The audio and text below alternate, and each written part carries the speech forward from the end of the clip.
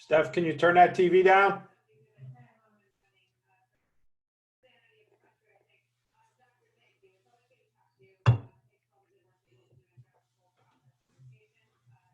Just hang in there, guys. I'm just setting up the Facebook Live.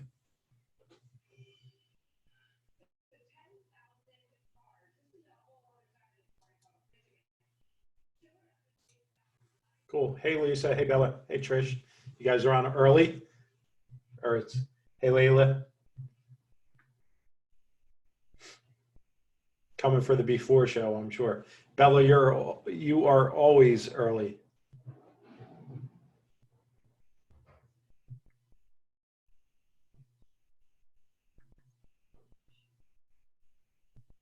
So we are live on Facebook now. Now we just have to wait for everybody to join. Welcome to the before show. So in a few minutes, we should have a couple more commentators in here. I don't know if you saw my video today on going back to work after the COVID thing. Look in the Facebook group or go to the YouTube channel. I just posted it. It's a short webinar, just myself giving you some ideas and some stuff that I found out today about how we are going to be handling things when we go back to work. So that's important to watch. I'll say it's one of the most important videos you can watch on here. It's a short one. Again, it's in the YouTube under Salon Ops, 2 words. Subscribe to the channel, please. This way we can get the more subscribers, the better for us. And it's also in the Facebook group. You can scroll through the news feed and find it.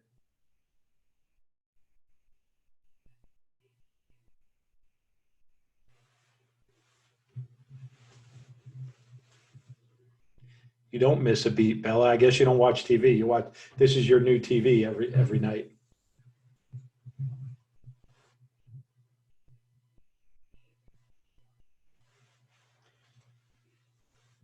Yes, Trish. The YouTube channel is called Salon Ops, 2 words. That's broken apart, but please subscribe. It'll help us get more options. We'll be able to customize the channel. And I have allergies today, guys. No, it's not COVID.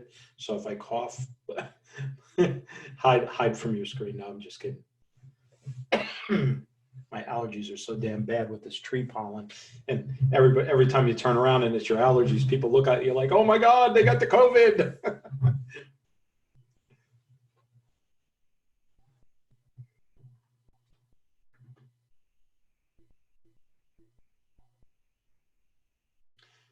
Yeah, Layla. So obviously there's going to be tons of salons looking for, I just took a Benadryl, so hopefully I won't fall asleep.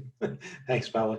Layla, there's going to be tons of salons actually that are still going to be open that have availability to take on stylists. And if I were a stylist in this position right now, I would find a salon that survives through this and has their business systems rocking going back into this and does all the necessary precautions and that their employees are still on board and happy.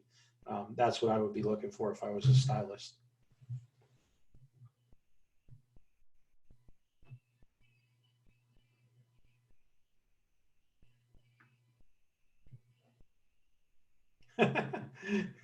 That's funny, Trish. So some of the precautions I suggested, obviously, one thing that I think all of you need to do is start learning how to cut with gloves on. That's going to be the new norm. Okay, that and masks for, I'm going to guess, at least a year from now. And you should be doing it to make your clients feel comfortable. The more precautions you put in place in your salon to make the clients feel comfortable, the better off you'll do. It's not going to be, business as usual when we go back. So make sure you watch that video. I gave a lot of great hints on what to do going back. There's Mr. Alba. Let me get you in here.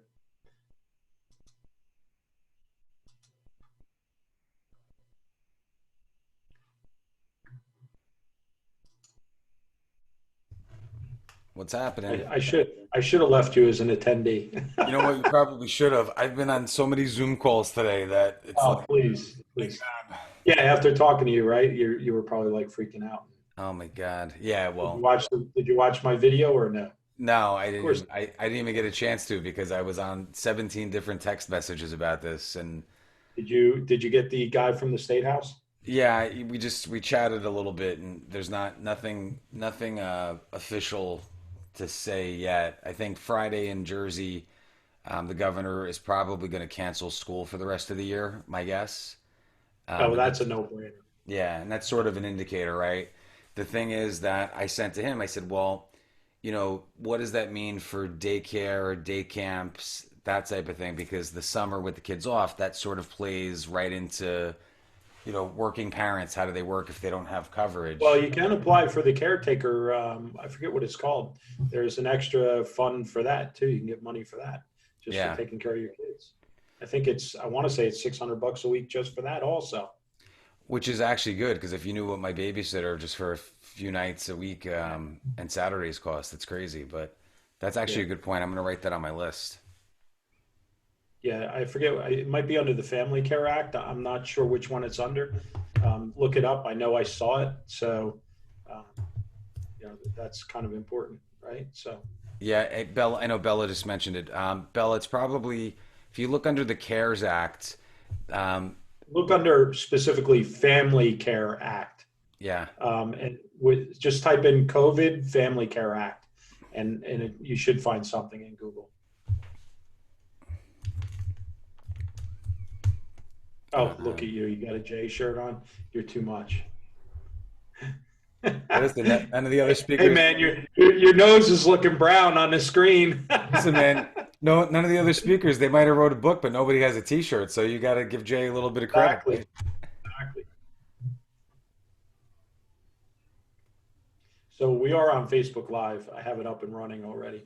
Thank Wanted to make gosh. sure that it was working. So I got my internet fixed. I guess me bitching enough through Twitter, they actually stopped. You know what they were doing? They were what do they call that when they limit your Oh, bandwidth? throttle, yeah.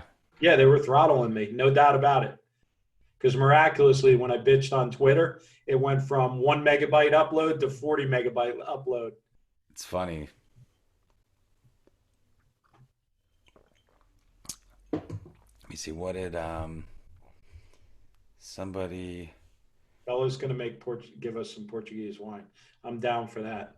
yeah, we're down for any wine. Jailhouse wine, doesn't matter. We're gonna start having to make that Put, soon, right? even better, put a little rum and cinnamon in the wine. That really gets it going. Uh, one That's how of our my wife's sangria. After 2 glasses, you can't even feel your lips. She they, puts everything. Oh my God! Puts like a whole bottle of rum in there. The wine. What else does she put in there? Couple other alcohols. Holy smokes! And then yeah. she puts cinnamon. The cinnamon covers up the flavor of everything. So all these memes that go out and everything. One of our clients sent us two of her favorites. So one says, "This is stupid. I tried to make sanitizer and it came out as a rum and coke." And the other one was, That's funny. yeah, the other one was like your quarantine alcoholic name is your first name followed by your last name. Let's see. Oh, I'm having a hard time finding the call from Monday night. Who did we have on Monday night, James? Do you remember? What's today? Was that the? I don't even know. Let's see. Today is Wednesday. Oh, So tonight's. was that Nikki on uh, Monday? Yeah, that was the nightmare call. So who asked that? Layla, we will have that up. I'm trying to clean it up because the call was so bad because of the storms. We had so many interruptions on the internet. It was ridiculous. So I'll try and get it up to the YouTube channel for you. Yeah, there may be something we could do with that, Derek. If you have the Yeah, recording, so, but don't so pull it through. in case everybody doesn't know, the stores are all out of rubbing alcohol. So when I was at the liquor store, I picked up what's the one that's like 190 proof? Everclear. Yeah. I made our own rubbing alcohol. It's actually stronger than rubbing alcohol. Rubbing alcohol is 140, I think. Yeah. Everclear is Well, yeah, 190. the So you 70. definitely can clean the windows. Yeah, so 70 proof. It's funny. They I don't know, obviously being in New Jersey, Derek probably saw that, but a couple weeks ago, when the governor's call, I guess it was probably 2 weeks ago this Friday, Tito's Vodka had donated a bunch of hand sanitizer that they converted. So I Mhm. mean, like, I don't know if it was like 40,000 gallons of hand sanitizer they donated, and I was like, whoa, whoa, whoa, take it easy. 20,000 for you, 20,000 for us. Let's Exactly, keep this exactly. even, okay? We Keep the know, Tito's going. yeah, What are you doing? we need our own PPE as homeschoolers, man. It's like, give us a little something. Yeah, I know Angela just said moonshine. It's funny that there's a stockpile. So her So uncle first, makes, as we start this, what is the drinking? So I'm the new Andy from Bravo, right? What is the drinking word of the day? right? Funny. Her We uncle should makes start. wine, and our joke is his wine is horrible. So every one of my kids' communions, he made the wine for the tables, and it's got their picture on it. It helped him do the labels because that was his contribution. So the last round with my youngest, there is probably a stockpile of like 5 cases of wine that were so bad that we just took them all home. So they're hidden in my in-laws at their house, and it's like, hey, if we know it's bad, we have to break into the communion wine because, Oh yeah, yeah, it doesn't matter at this point. Drink anything. right?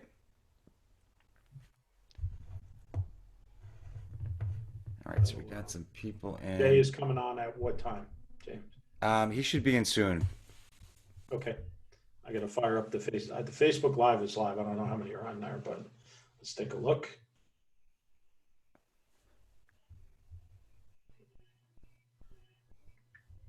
I just ate pizza and I'm like paying for it right now.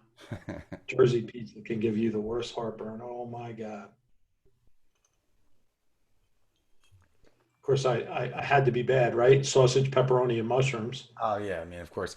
What's funny is with the frozen pizzas in our supermarket, Bella just asked something about the supermarket, and good luck finding chicken fingers. Like kid stuff is completely Oh, gone. forget about it. Yeah, forget it. Forget But it. the last time I braved the supermarket, I went and it was right before Passover, and anything that was kosher, I guess people don't look in the kosher aisle, so pizzas were completely gone. So I'm like, hey, let me Yeah, go in the kosher aisle. So it's like kosher everything pizzas, which are basically the same pizzas, they're just blessed. We're like the they're made only of matzah. lines. Yeah, right. So it was crazy. There we go. Yeah, Oh, Bella, I forget what state are you in, Bella? so who do we have on Facebook Live here? Oh, Suzanne you're right. Schiller. Hey, Suzanne. Let's see. I know Jane Angela. Donovan. Angela just commented we're going to buy a hot tub for our backyard's not big enough for a pool, but it's big enough for a hot tub. But we Trust have me when I tell you, you don't want to, Angela. I had one with 3 pumps and heaters on it. The electric bill went up $1,000 a month from it. I mean, it's fine. I mean, it was great. I was in that damn thing in the middle of a snowstorm, right? But the it's going to electric count bill, as a forget about it. utility for my PPP loan. There you go.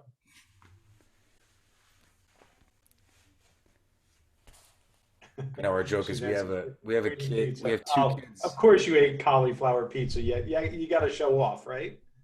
It's funny. And we have two kids that live behind us that are young and they have a swing set that needs a little bit of WD-40. So they're on it Yeah. like all day long. And I think I may actually do the neighborly thing of climbing the fence tomorrow and cutting the strings off and putting them out of misery. Instead of hearing a rah, rah, rah, Yeah, I all was trying to day. record it. I was trying to record it today and have everybody guess what the sound effect was because it was so bad.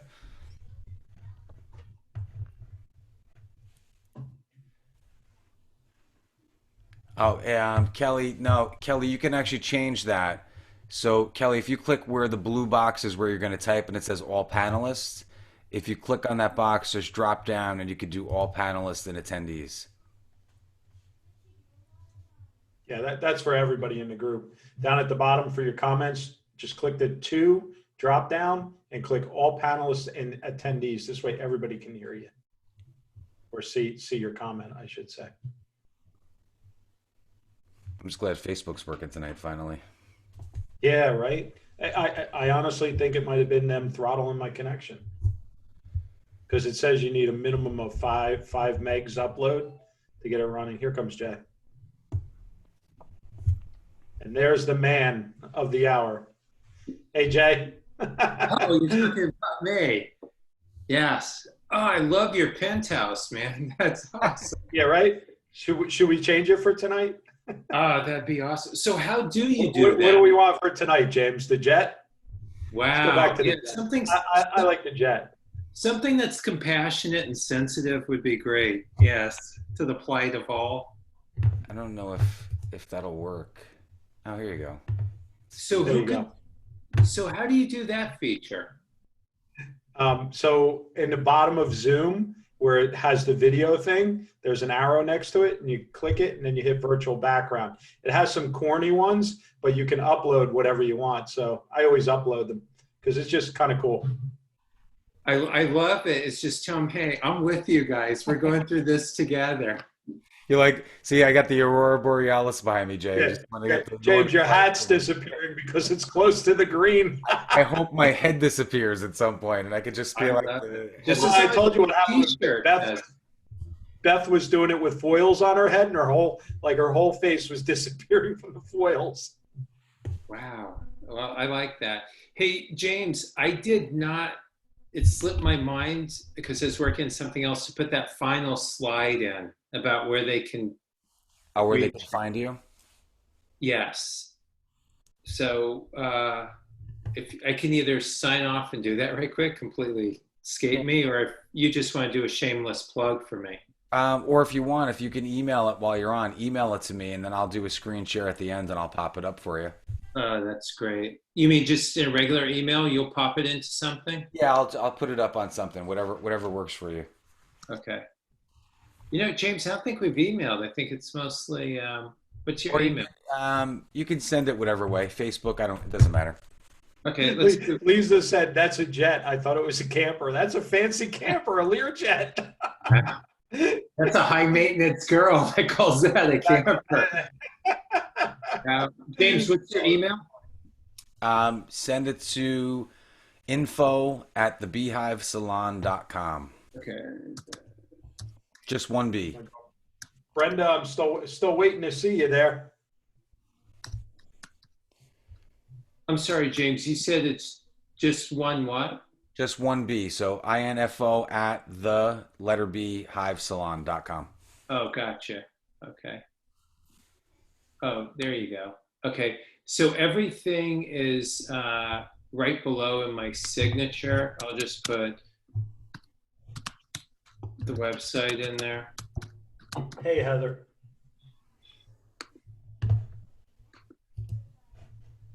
So tonight should be fun. Andrew should be joining us any second.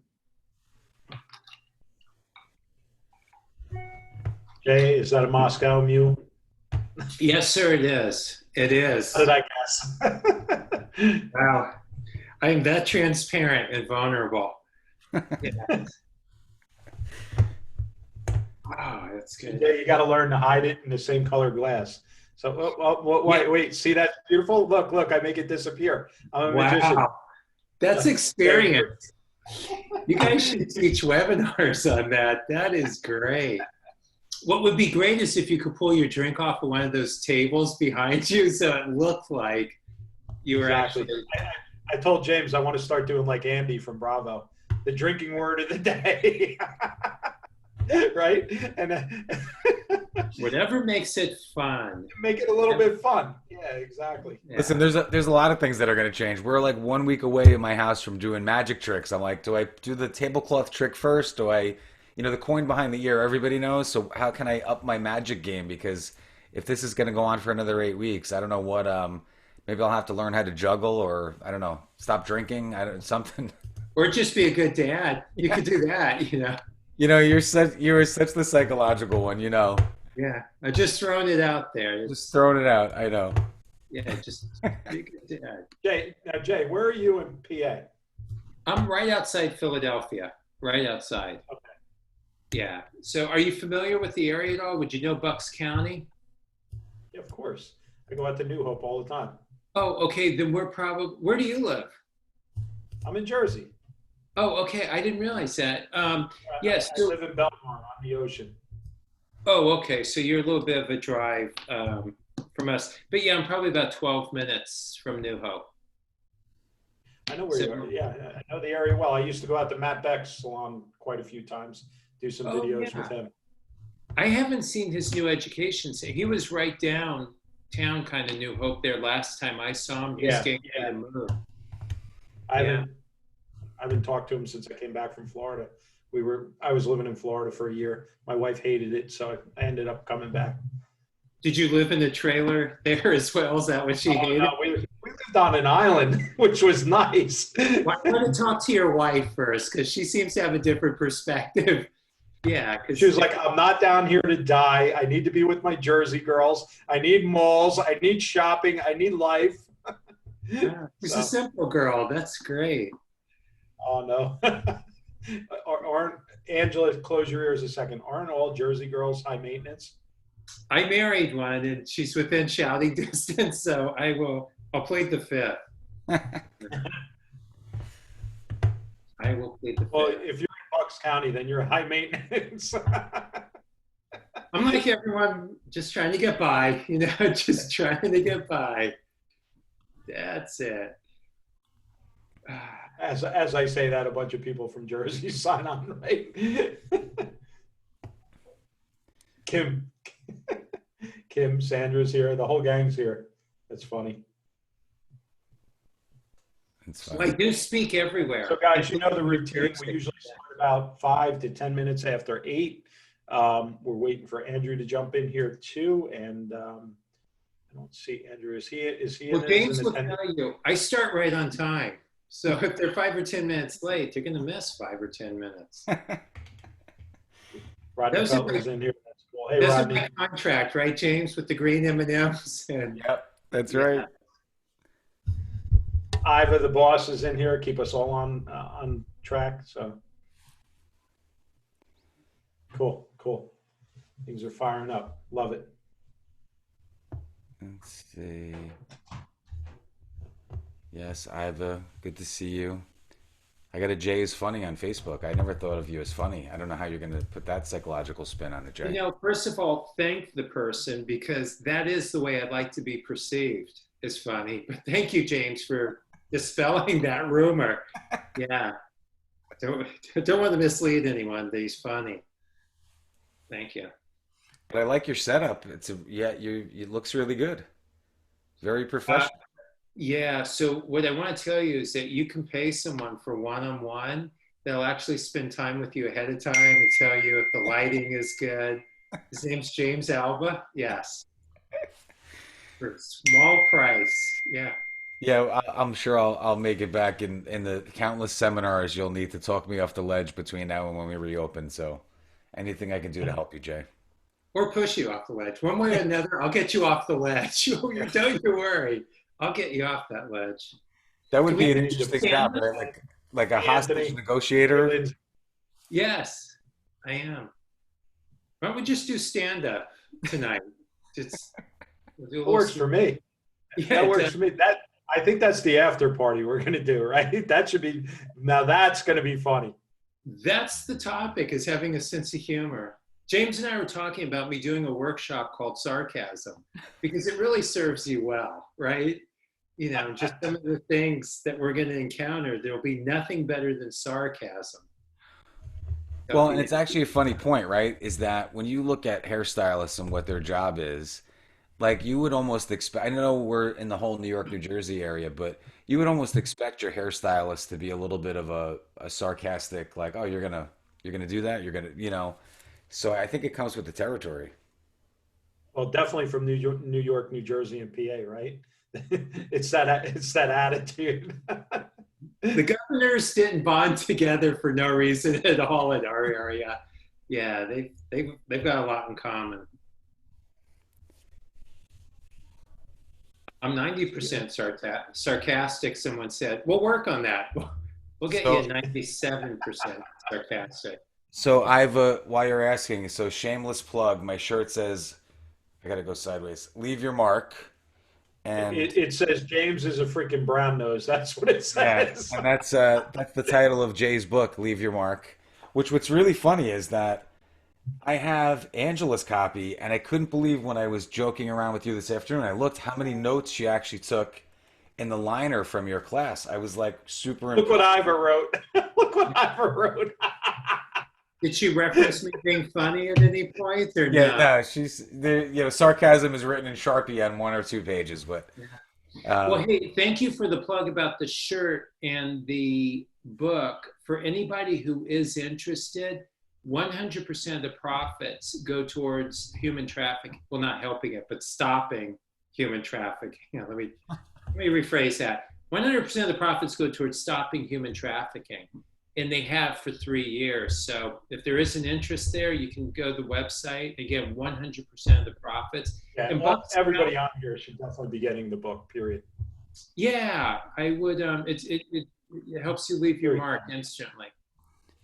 Yeah, and you know what? It's funny. Before that, hey, what's up, Andrew? And Andrew's on. Andrew knows this book too. But that was that's how I met Jay, was from teaching the course on the Psychosmetologist. So while Leave Your Mark, I think, is a fantastic book, and it'll leave you asking questions. This is one that I feel like we should always plug because of what it says about what people in the hair industry do and their importance. So you should all get this book. Where can they get Psychocosmetologist, Jay? Is that on your website too? One, I believe that they can go to artofbusiness.com and they can order the book there. Or they can go, I believe it's psychosmetology.com as well. Dr. Lou's really the one in our industry who laid the ground. He's the first medical doctor hired by a beauty company to speak in our industry, but he really laid the groundwork for people like me. I think he had Gino on as well, and he would acknowledge Dr. Lou the same way as laying the groundwork. What's Andrew holding up? Great book. Motivating Team Leader, Dr. Lou. There you go. Fantastic. Yeah, I think he's up to 23 books now. Wow, he's a loser. I mean, what did how many Harry Potter books are there? I mean, Dr. Lou's been around a lot longer than she has. He should be like. You bring up some excellent points. Yes. You won't be speaking, you won't be doing my eulogy, but you bring up some awesome points there. That's what you get with the green movement. Yeah. Yeah. Yes. Hey, Andrew. Andrew, the hard facts. That's what we're all about. Yeah. Andrew Green movement. So hey, can we start so that I'm true to my character? Can we start? It's 8:04, 8:03. When would you guys? We will start. Yeah, so we'll start at 8:05. Sound good, Jay? Jay, a couple people are asking what is the topic for tonight. You want to just tell us the topic quickly before we get into it? I wish I could. It just hits me in the moment. If they could wait 2 minutes, I can't. Hi, Patty. I saw her on there. This is really the one skill set that you'll need to supercharge your strategy when you guys go forward. And, James shared a little bit, and Andrew certainly did, that you guys have laid the groundwork over the last 15 weeks of what to do. And it's not a well-planned strategy that works. It's a well-executed strategy. So the idea today is really to give you this component, this rocket fuel for your rocket ship that will ensure the success, not only for yourself as a leader, but for your people and your clients as well. So did that somewhat paint a picture? Oh, yeah, that's a good synopsis. So we are going to get started in 1 minute. So guys, mute your mics, except for you, Jay, obviously. I'm going to introduce you, and then we'll get the show on the road. Can I hit share now? Would that be the time to do it? If you're going to do a PowerPoint, how about right after I introduce you, you hit that. I'll walk you through it. Yes? Okay, that'd be great.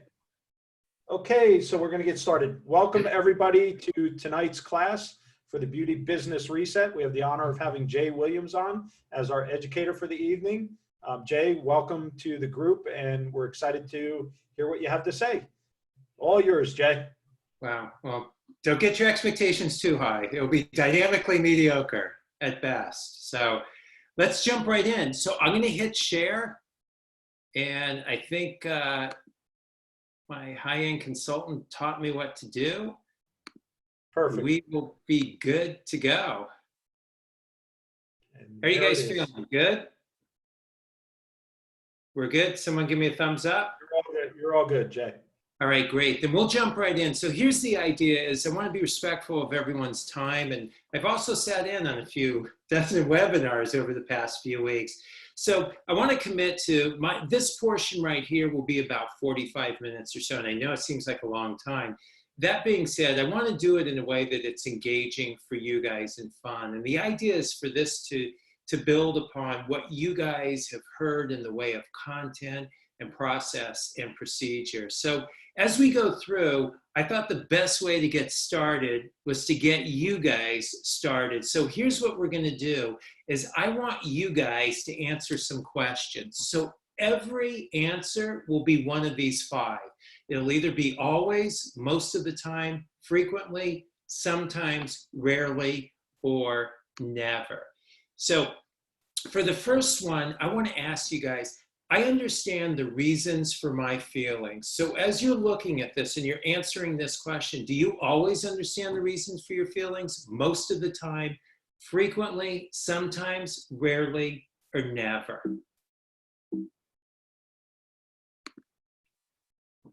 I understand how other people's experiences affect their feelings, thoughts, and behavior.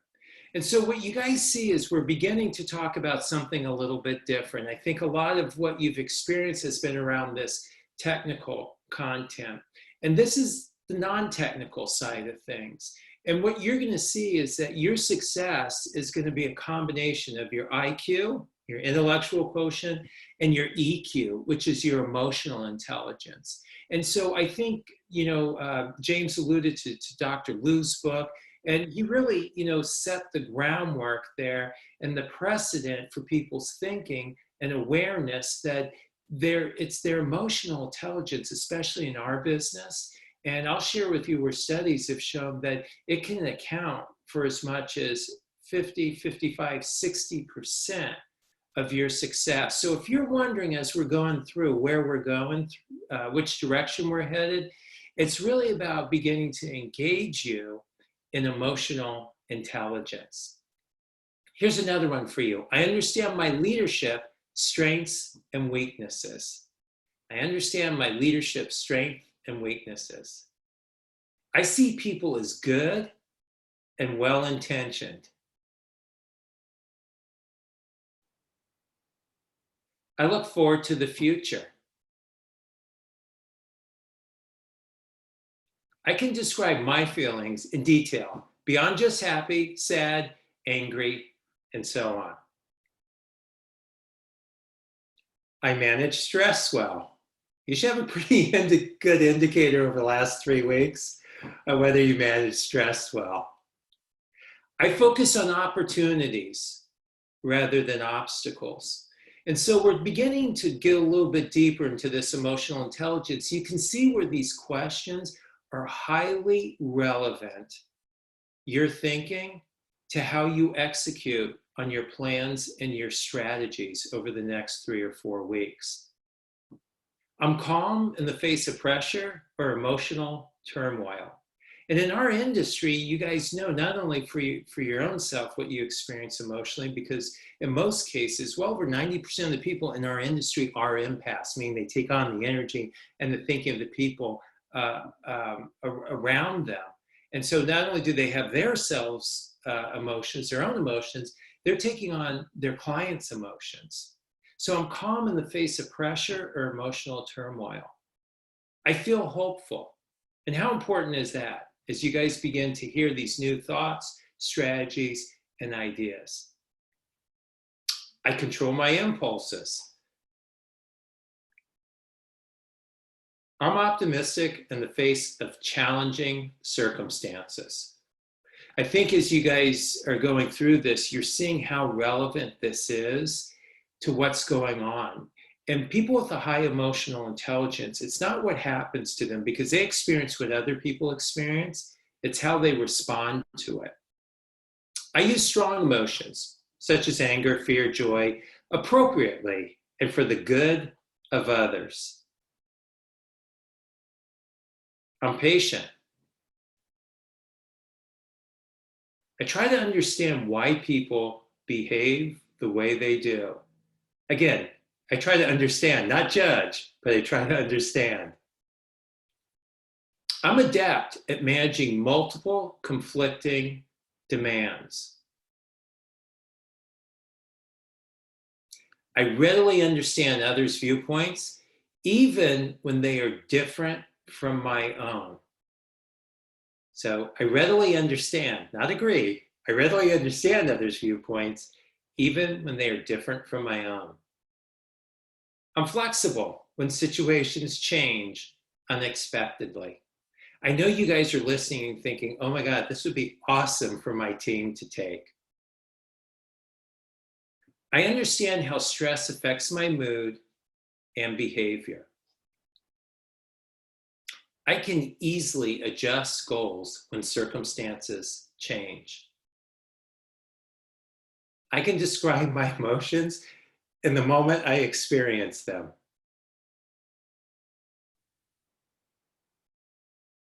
I can shift my priorities quickly. My curiosity about others drives me to listen attentively to them. My curiosity about others drives me to listen attentively to them. I strive to understand people's underlying feelings. As you guys are going through, you're thinking, wow, these would be great interview questions, because this is really what determines the success of stylists in our industry. It's not their technical, but their non-technical skills. And as a leader, it'll be true for you as well. I adapt easily when a situation is uncertain or ever changing. All right, how's that? Whew. Everybody stressed?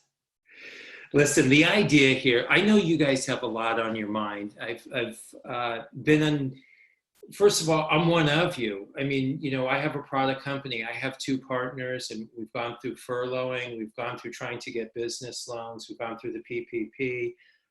They're very easy, so they say. But again, you know, your mind is, you know, are we going to open up? And then when we open up, how many stylists can we have open up? How far away will each chair be? When we sanitize, do we do it when it's open or when it's closed? Hey, do we charge more for color because people are going to need more color? I realize this is what's on the forefront of your mind. The idea of today is it's not going to make you immune from problems. It's just going to give you a mechanism and a framework to deal with them.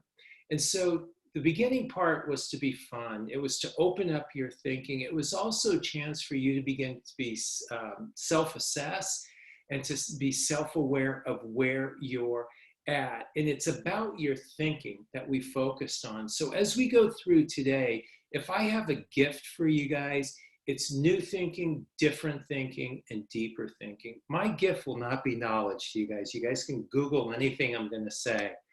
I ask that you not do it now because it would hurt my feelings. And we can track it, by the way, in case you're wondering.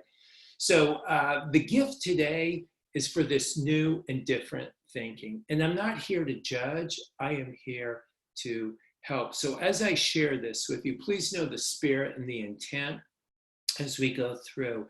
I would encourage you guys, if you are taking notes, is that you just divide it up this way. Just draw a line down the middle of the page.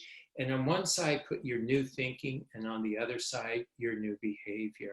So that when you get done today, is that you can say, you know what, this is time well spent. This is my new thinking as it relates to this. And so it goes from theory to applicability because this is how I'm going to apply it. And we're going to have a time at the end for questions. And so if we go through and there's a point where you go, hey, well, I have this new thinking, but I'm not sure how I would apply it. That's what that time's for. So hold on to that and we'll come back to it. So here's what I want you guys to know. For everything that I do, it starts with this framework. I think you guys are sitting on the call. Well, it could, listen, you watched everything there is on Netflix and Hulu, and there's nothing else to do would be one option. The other is that you guys are looking at your performance and you're saying, how do we maximize our performance? How do we maximize the performance of our clients? How do we maximize the performance of our manufacturers, our distributors? How do we maximize the performance of our stylists and our team? And so I'm going to share with you exactly from a scientific perspective how this happens. Now, what we do, there will be a component that's art, that's your creativity and your personality, and there will be a part that's science as well. So for you guys who are taking notes, what drives performance is simply your behaviors. And so that's a lot of times, if you want to increase someone's retail, you have someone do a retail class. You want a different front desk experience, you have someone come in and talk about that. But what drives behaviors is emotions. And what drives emotions is thinking. And if you truly want to change your performance and improve your performance, it starts with improving your thinking. And that is why I said, if I have a gift for you today, it's new, different, and deeper thinking. The reason I put the questions out there is to understand your thinking and your emotions, because you are going to get, and you have already, inundated with ideas, inundated with them, with these behaviors. So whether it's gift cards, whether it's at-home color kits, whether it's asking your clients to tip you in advance for services that you haven't provided, those are just behaviors. And for some of you, they will work. I'm not here to judge. And for some of you, they won't. What's going to make it work in one place and not in the other is your thinking and your emotions around this. So again, today, you guys are getting force-fed through a fire hose. I want you to write down your questions. We're going to leave that time for you guys to ask questions. But this is the framework. If you want to shift anyone's performance, so whether it's a client, whether it's a manufacturer, distributor, an employee, a peer, a business owner, a child, a spouse, hypothetically a spouse, not literally a spouse, unless your spouse is on the line, I'm just kidding. Yeah, it really starts with their thinking. All right, so we talked about emotional intelligence. I want to give you guys a working definition. So my experience has been in life is that people use the same words. The disconnect happens because there's different definitions for it. So as a common definition, when I talk about emotional intelligence, I'm simply talking about your ability, and you guys have it right here, to identify and understand an emotion.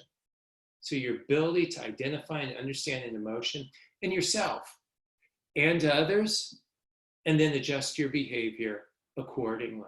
And right now, you're going through a lot of emotions. The number one emotion that I experience with people now is fear.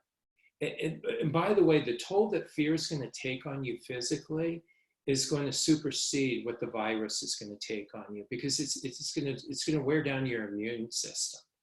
And so for you, it's important to identify these fears and these feelings.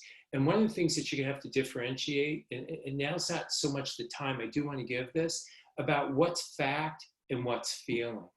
And a lot of what's going on now is we have this feeling our businesses won't open up, or if they do, they won't come back, and we won't be able to employ people, and we'll never be able to pay our bills again, and that we won't recover. It's a feeling. It's not the facts. And historically, as human beings, we've come back, and we've evolved, and we've grown. And so if you were a dinosaur, there'd be a problem because they went extinct. But for us, historically, we do survive. And it may look and feel different, but the fact is that we do survive and we do thrive. And there are people that have been on the call that either through what's everyone has experienced, you think about what happened during 2008 and 2009, or you've had some personal challenges, whether it's divorce or a bad business deal, and you're still here. So the fact is that you are resilient, you do recover. The feeling of this fear is exactly that. And so people with emotional intelligence have the ability to identify and understand it in themselves, and then to identify and understand it in others.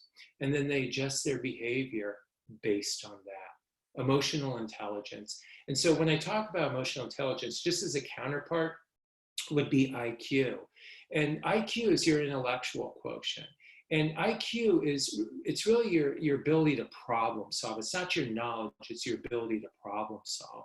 And so I'm going to go a little bit deeper with you guys now, but just as a point of reference, emotional quotient or emotional intelligence, as I'll refer to it, and then there's IQ, your intellectual quotient or intelligence. So this is interesting, and I put it in a slide because some of you like to take screenshots and post it. And these are the things that I would encourage you to post now with your clients, because here's the deal, is that when you look at business now, it's, let me be careful with my words. I don't want to make light of anyone's need to put food on the table. What I would share with you, that there's two strategies now. There are people, and you probably get it in your emails, who are offering you promotions and incentives and discounts to buy. And then there are companies that strategically made a decision. Their emotional intelligence is high, and they can identify and understand that people may not be in a position to buy, but they are in a position to hear from people who might be understanding about their situation. And so the strategy is that we're not going to use this period of time to have transactions that involve currency. We're going to do pro bono work, but we're going to connect with people on softer messaging, on the things that really connect human beings in building relationships.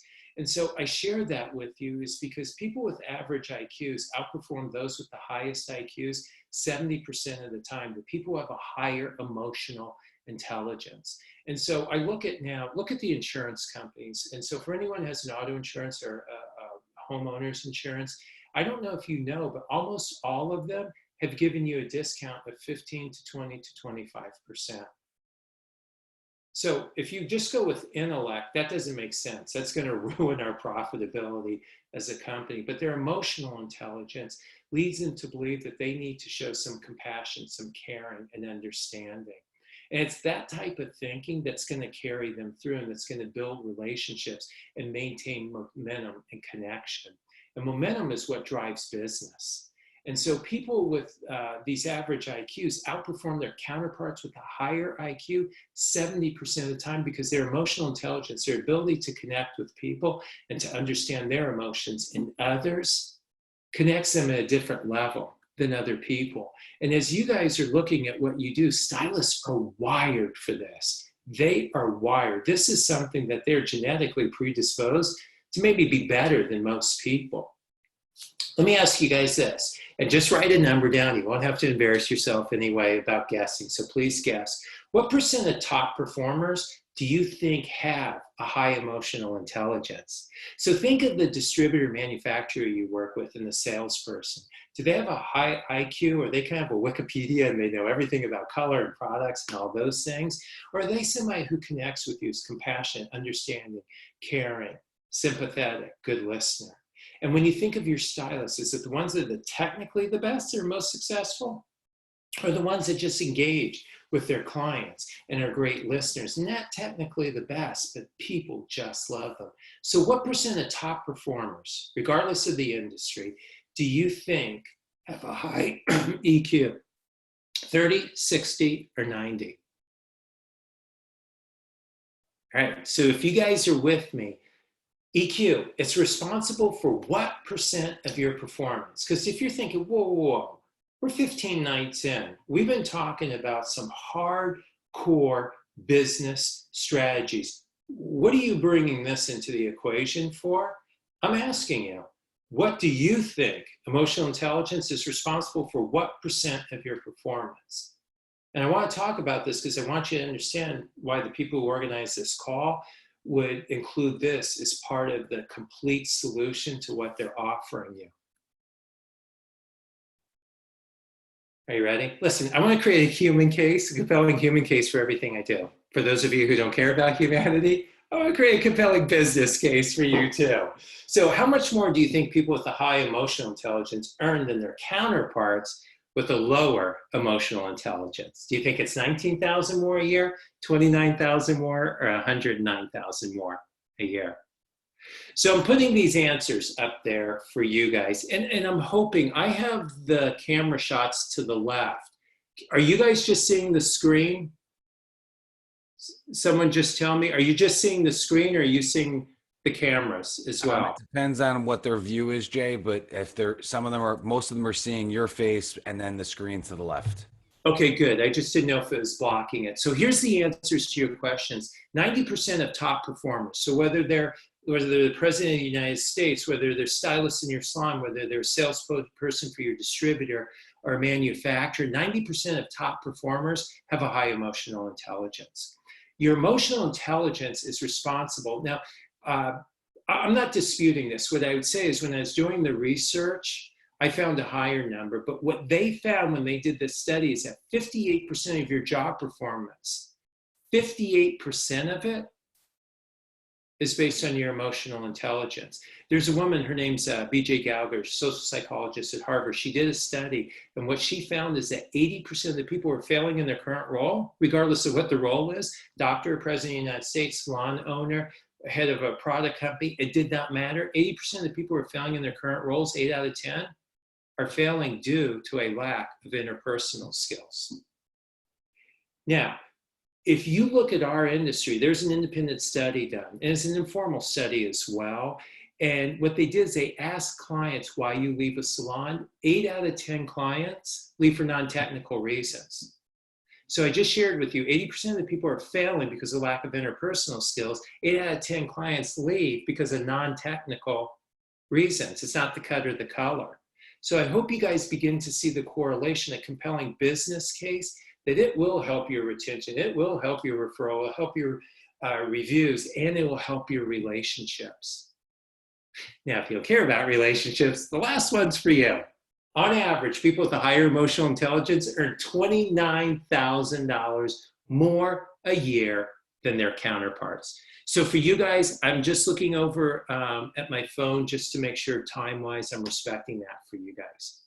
So I'm going to engage you guys once again. Why people skills? What percent of people, and by the way, I just gave you the answer. What percent of people who are failing in their current roles do you think fail due to a lack of interpersonal skills?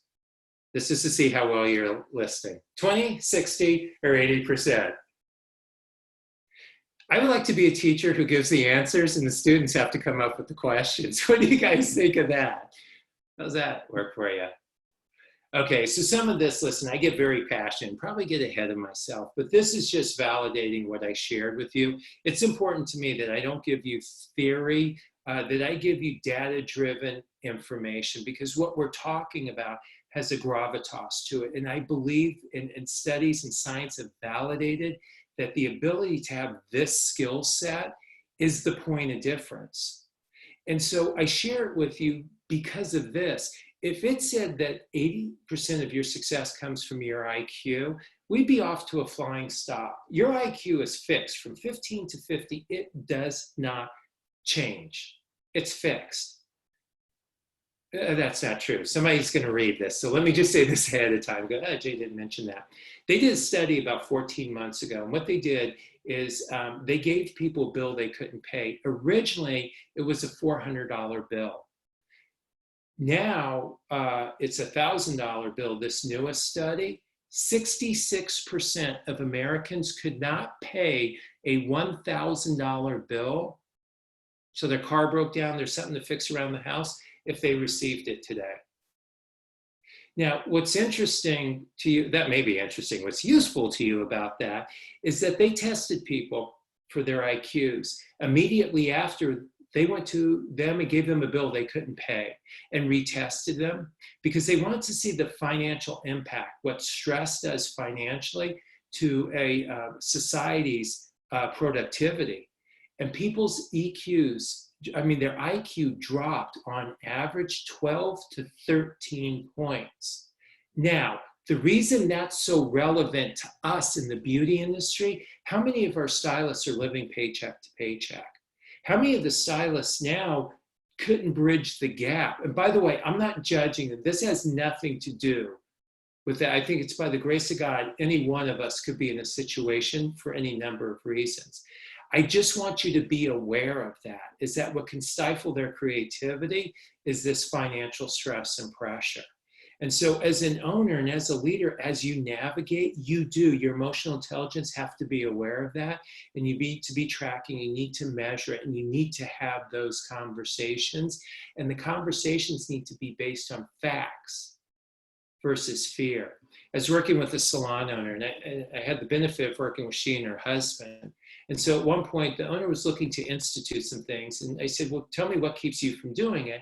And she said, Jay, I'd have a walkout. And they said, well, if the walkout happened, how would that affect you? She said, you know what, I'd be losing money. And so I said, if you lost money, how would that affect you? She said, you know what, Jay, my kids, I have to pull them from their school and we probably have to move out of their house. And so her husband was on the phone and I heard him exhale. And I said, if you don't mind me asking, I said, would it be okay if I just asked your husband's perspective? She goes, no, not at all. So he said, Jay, listen, we're of modest means, but our home is paid off, and we happen to have a home at the shore. And I do the books for our salon. And the truth is my wife brings in enough that if everybody left, we happen to own the building that we're in, we would still be profitable. And so I'm not making judgment there. I'm just sharing with you the difference between operating off of a feeling. She wouldn't make a decision that's right for her business based off of a feeling versus a fact. Do you see how it could drive your thinking, drives a different emotion, that drives a different behavior, that drives a different performance? And so that's why I'd share that little fact with you about how financial stress can impact someone's creativity, because we're in a creative industry. So I wouldn't make light of people's financial situations. And at the same time, I'd certainly try to entertain, are we operating off of your feelings or your emotions? Are they literally one paycheck away from not eating, being out of a home? Or are they just one paycheck away from not buying Gucci, Prada, or trading up on their alcohol? Again, I'm not making light. It's going to vary from person to person. I just want to give you the thinking to go deeper in those conversations with them. Hey, Jay, just to jump in for 1 second. Yes. In this light of where people are in terms of stress, because it's not just the stress of, if a hurricane hits a certain area or something is in distress, and, we've done that in New Jersey, we've had Sandy, and we've helped other places that have had mudslides and wildfires. In a time like this, when it's something that's so universal, what can you suggest as owners, because there's a lot of owners that are on here, when the staff has all these feelings that are directly related to something that's actual and physical, is there any suggestion you can have to help them bridge the gap between those two worlds, between fact and feeling? Yeah, I appreciate you asking the question, James, because, I do this sometimes. I just kind of roll through like it's a natural thing to do. And so what I'm going to share with you is a skill set. It's something that you can learn. And so some of you, whether you've read the book or been in the workshop, I talk about this coaching skill set, but it's not what you guys are thinking. I'm not talking about consulting. It's about the way that you communicate. And if I gave you a simple definition, the purest definition of coaching is helping others to discover what they already know. That's the purest definition. It's not giving them answers. It's not solving their problems. And so I share that with you, James, and that when you talk with people and they're sharing their challenges, that if you're going to gift them as a leader and as a coach, it's to help them discover what they already know. The way that you're going to do that, it's not by what you say, it's by what you ask.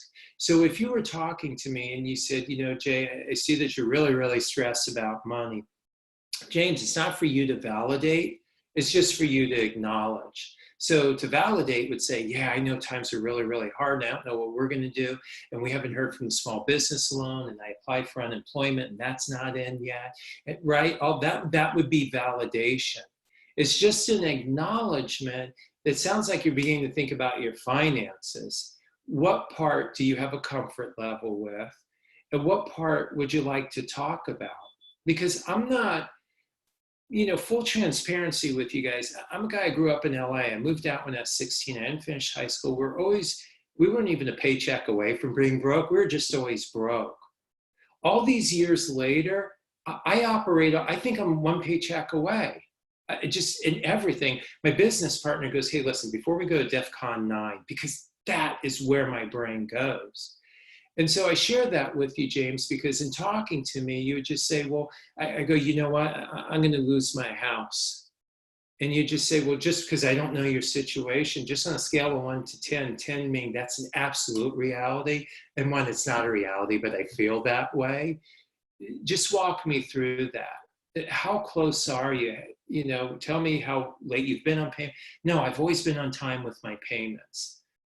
James, I've always been on time. So just help me fill in the gap. Is, how true is, I know how you feel, but how true is that? What happens if you miss a payment? Well, I just read online that they're actually going to extend it and they're not going to evict anyone. And then I think I read as well is that you could go 60 to 90 days, and it won't ding your credit as well. And James, you go, okay, well, Jay, based on what you shared with me, just tell me how you're feeling now.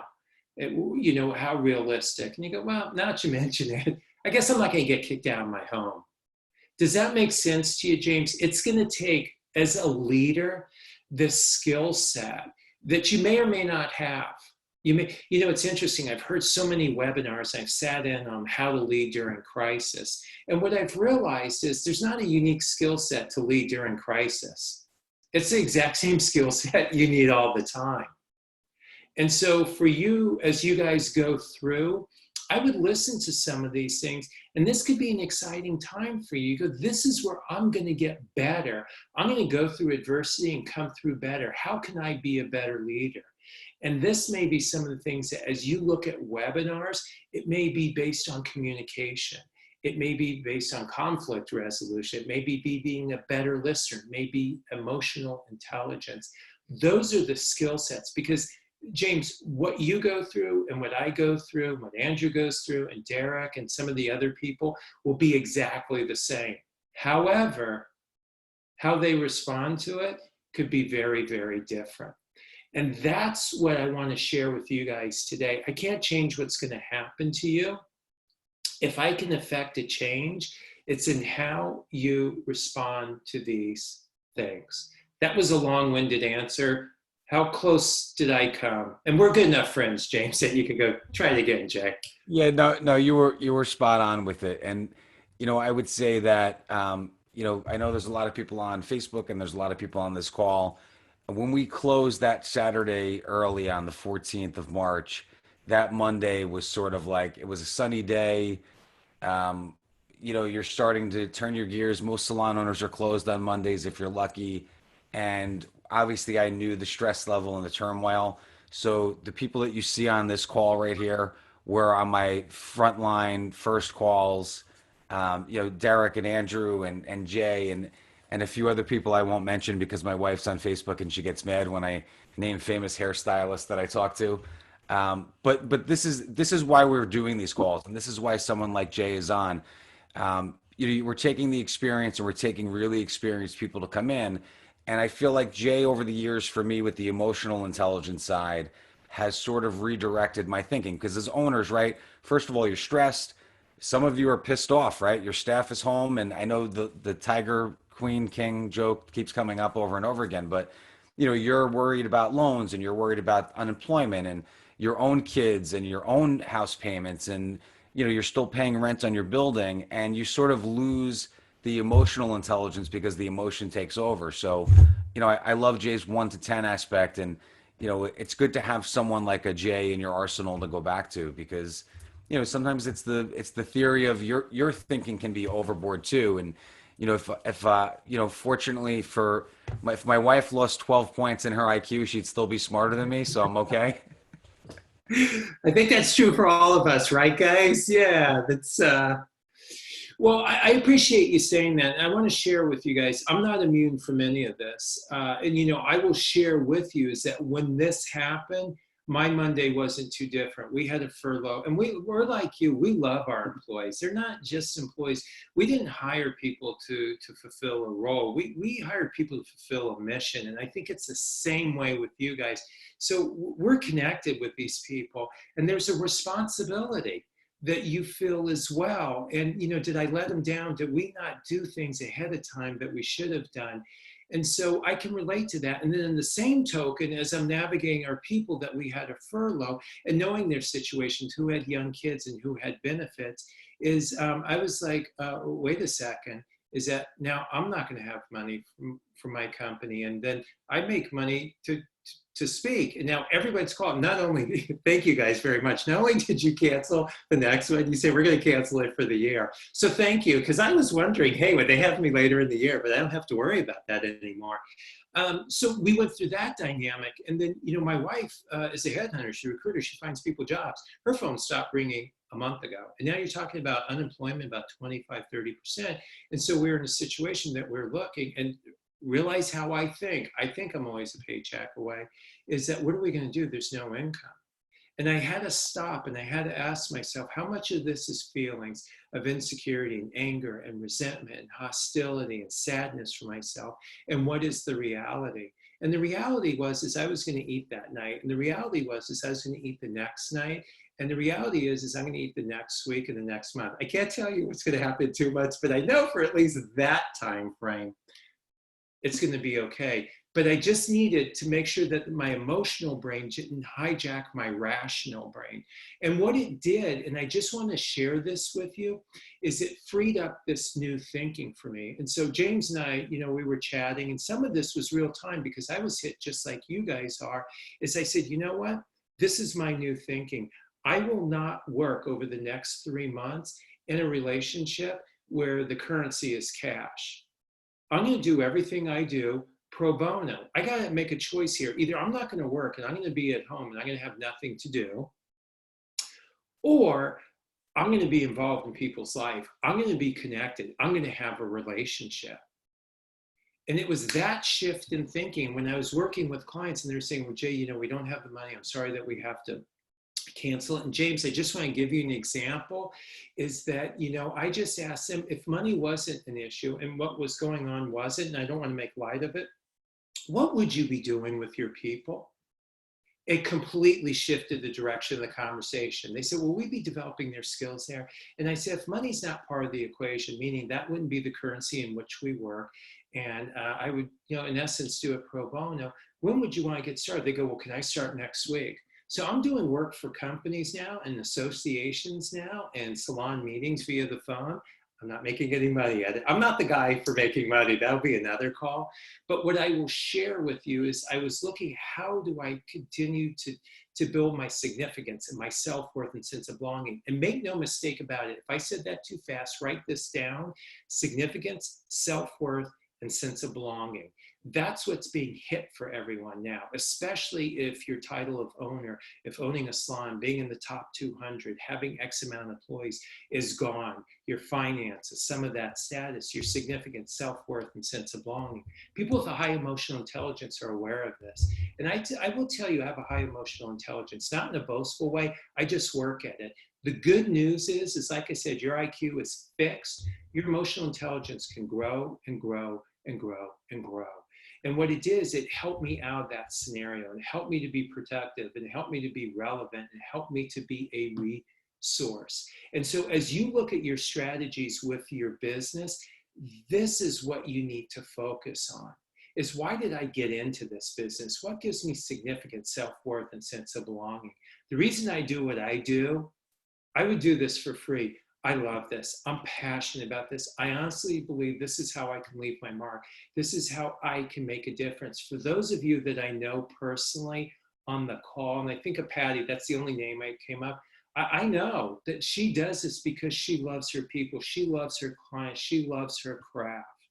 Then now develop strategies that you can use and you can implement based on those filters. Now, some of you are listening, you're going, well, what's an example of that? I have one for you. So when you look at right now in our business, if you guys go, listen, we got to be relevant, we got to stay connected, and we're not going to monetize this because it doesn't feel right. We're doing some things that are kind of counterintuitive, like we're going to sell a gift card for $100 for $80 so that we can have money now to pay the rent, but then they're going to come in 6 months and we're not going to have the money, and I don't know how we're going to pay the service provider. This is an example of that. And by the way, I'm making no judgment. I'm just pushing your thinking. If anything, is we're going to give them color kits. I just want to caution you from the bottom of my heart, be careful. Toys R Us in 1990 went to Amazon and go, hey, will you sell our toys online? I'm not saying that's what put them out of business. It was the beginning of the thinking. What they began to interject into our consciousness is we no longer have to see Jeffrey the Giant for a toy experience. We can buy it online.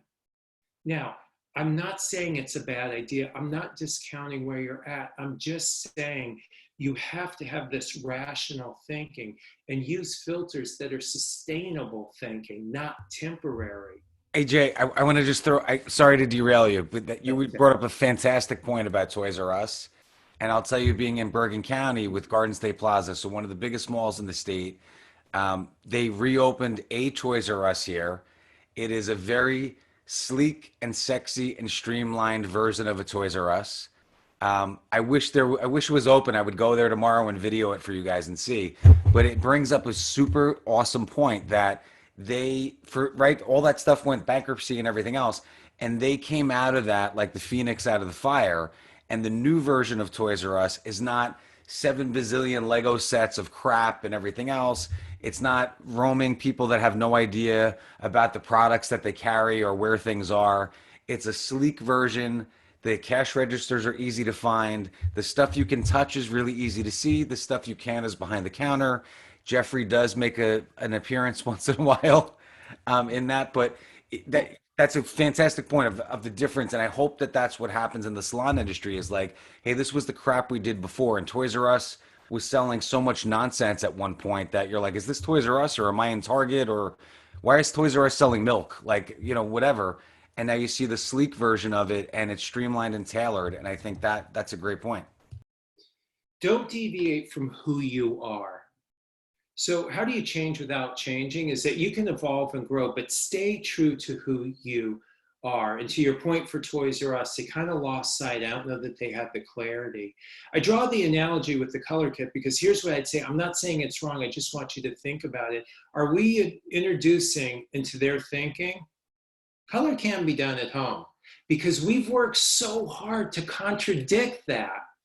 Now, I'm not negating what's going on. And listen, my wife, same way, is calling up her stylist and they're video chatting. And I'm just saying, if you're going to do it, and now you realize that, hey, I don't know now's the time to make money and how much money am I going to make on this? Just get your rational thinking involved and tell them, you know what, I got in this to help people because I care about them. So I want to give you an idea that I shared on a call, a happy hour call.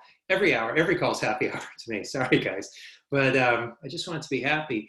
Is with this group, because they had a value of altruism, is what if you called your clients, take what you do already from a business perspective and offer complimentary, like a consultation, and do a video consultation. Start reaching out to your clients and saying, hey, in lieu of us being together, we want to stay connected with you. And so we're offering you a complimentary consultation, video consultation. And it's 15 minutes. And if you'll email times in, we'll respond to you within 24 hours and lock those times in for you. And it was interesting what came out of it, because as soon as you start to shift people's thinking from making money to, hey, what if it wasn't a money-making venture and we're going to go through this period, but we're going to do things that position us well. One person goes, you know what? I got 40 new likes on my Facebook. This would be a great way to connect with them, to say, hey, you're new, you haven't been in. One of the things that we do for our clients is this complimentary consultation. Now, if they're going to do the at-home color, you just switch to your doctor mode. And you tell them, here's what I will tell you. If it's important to you, here are the things that you would use. I cannot tell you, if I don't do it, how it will turn out. Here's what you want to watch out for. So whether it's the longevity, whether it's the coverage, whether it's the damage, tell them, I'm not knocking it. I'm just telling you, I can ensure those things when you're here. When you're not, these are the things that you're going to watch. So if you're going to do it, I wouldn't advise it, but here's what you want to look out for. That's a way that you can stay true to who you are. It's a sustainable strategy. So for you guys, I just want this emotional intelligence drives a different thinking. It will carry you through. That's why 70% of the people with the higher emotional intelligence outperform their counterparts with the higher IQ, is that they can get out of that emotional brain. And emotional brain in a bad way, by the way, because the emotional brain can serve you really, really well. And this is how it serves you well. It's to set aside your emotions and maybe deal in the rational. One stylist I was talking to, she said she was doing the video consultation. They've given me they shared their feedback, which I really, really appreciate. And she said this woman had a hat collection. And the stylist said to her, she wanted to color her hair. She said, you know, this may be the time to pull out your hat collection. She goes, oh my God, yes, because I didn't want to color my hair anyway. So she said, listen, with the 10 minutes we have left, if you want to pull your 3 favorite hats, I'll show you how to style your hair. So you can see they were true to who they were, who they wanted to be, who they were, and they developed something that was sustainable in the way that they communicate. They didn't deviate and do something that didn't have sustainability. So I hope I answered your question. I hope it's, I want to respect the time, which I think I'm going over on already. So I'm going to finish this slide. Jay? Yes. I just want to go over a couple things. I want to hit a couple key points you brought up. Number one, I use the term adapt, improvise, and overcome. You kind of said that in a roundabout way in the beginning, right? That's a military term, but emotionally, that's kind of where you have to be. And number two, you said, which really hit home for me, I'm sure James and Andrew, is the educators in this group, including yourself, are here for one reason. And the educators that are not here in this group are there for another reason. That is because the educators here have a true passion to help, not out of making money. It's out of really fit. Andrew always says, you know what? We look at ourselves, and Andrew and I are like, we do this because we have such a passion to fix a broken industry and to help people who are in distress, right? And just so everybody in the group knows, that's why the educators that are on this were picked. And Jay, you're definitely there. And you hit home when you said that. I appreciate it. It's, listen, good's going to come from this. Good will, and I believe it. And we're already wired this way. So to your point, don't deviate for what got you here in the way of who you are. This is a time for us to become more efficient. And let me tell you, I am working on it. When we come out of this, I've shifted to a different presentation model. I'm going to do 1 hour modules. I'm going to do things where I don't fly out there. James and I are having a conversation today. Those are the things. That's how you change without changing, is that you can evolve, but I'm not going to change who I am and what I believe in and how I show up. And so for you guys, this is what I want to share with you. I just want to ask your permission because I don't want to start off with the broken promises. We're at 8:51. Will you guys just give me some indication, either use 9 o'clock as a hard stop after this slide, give me some direction on where to go. Hey, there are more people on right now than when we were halfway through, so keep going. And I also wanted to say one of the things you brought up, and I think everybody here should keep this in mind, and of course I have a habit of generalizing as a Marine, but communication and trust first, and then the money will come. And you summed that up just a few minutes ago. Right? If you don't build communication, and which builds trust, right? We have to have body language, we have to have speech. These videos are perfect for that. You're not going to build that trust level, and they're not going to spend money with you. But if you do that now, you don't have to worry about the money. The money will come because of the communication and trust. I couldn't agree with you more. I have a Hold on, Jay. Okay. Hold on. There you were muted for 1 second. Go ahead. Okay. And I want to be careful not to deviate, go too far off, is when you talk about trust, I have a workshop that's just on that. I did a keynote in Chicago earlier this year that trust is the new currency. And once you understand that, just like you would understand money, you will understand business. And when people look at trust, Stephen Covey Jr. in his book really captured it best, but trust is made up of character and competence.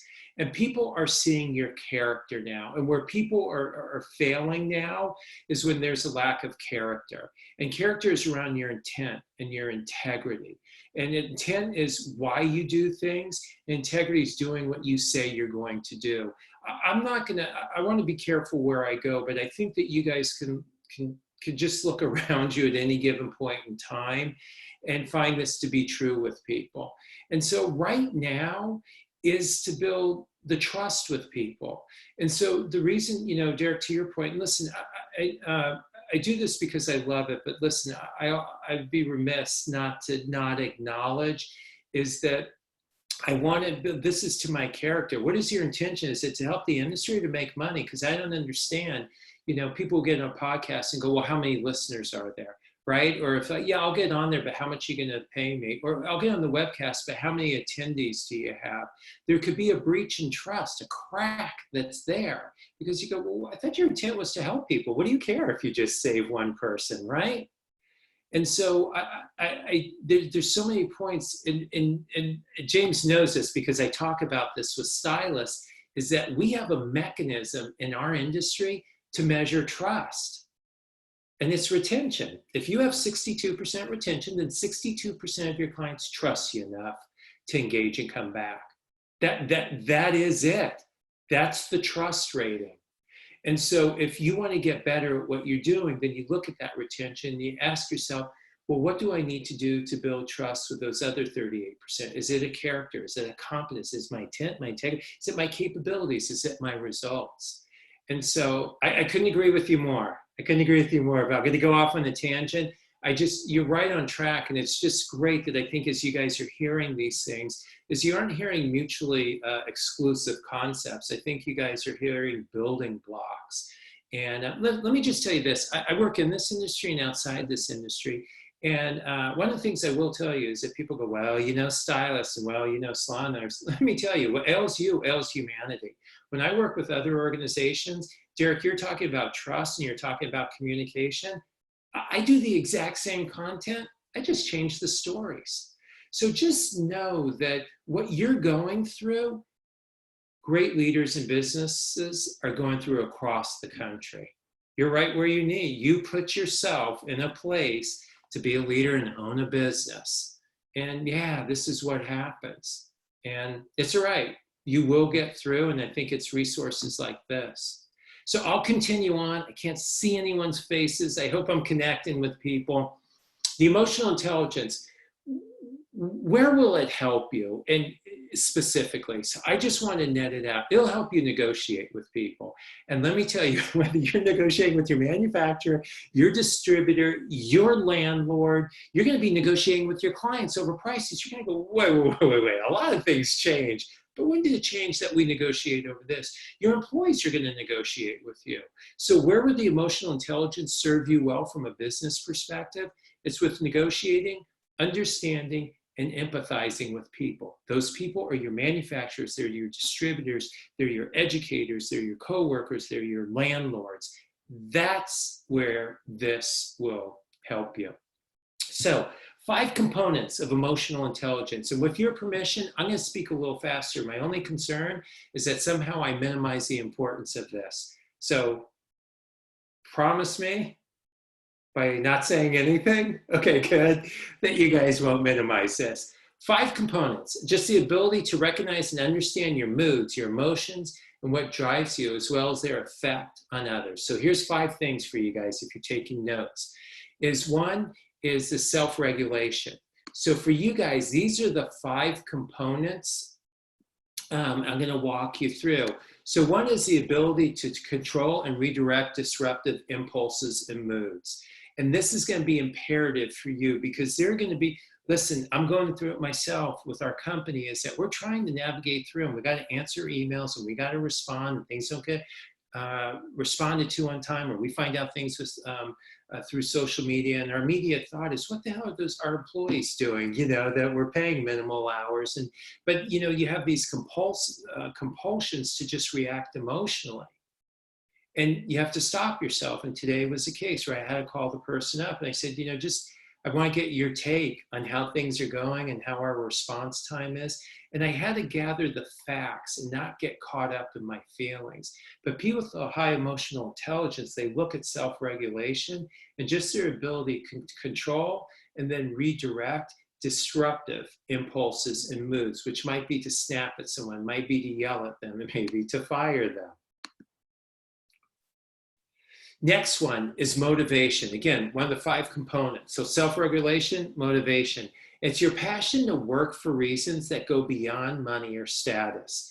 And just let me tell you, the people that have this high emotional intelligence realize at some point they're going to need people's discretionary performance.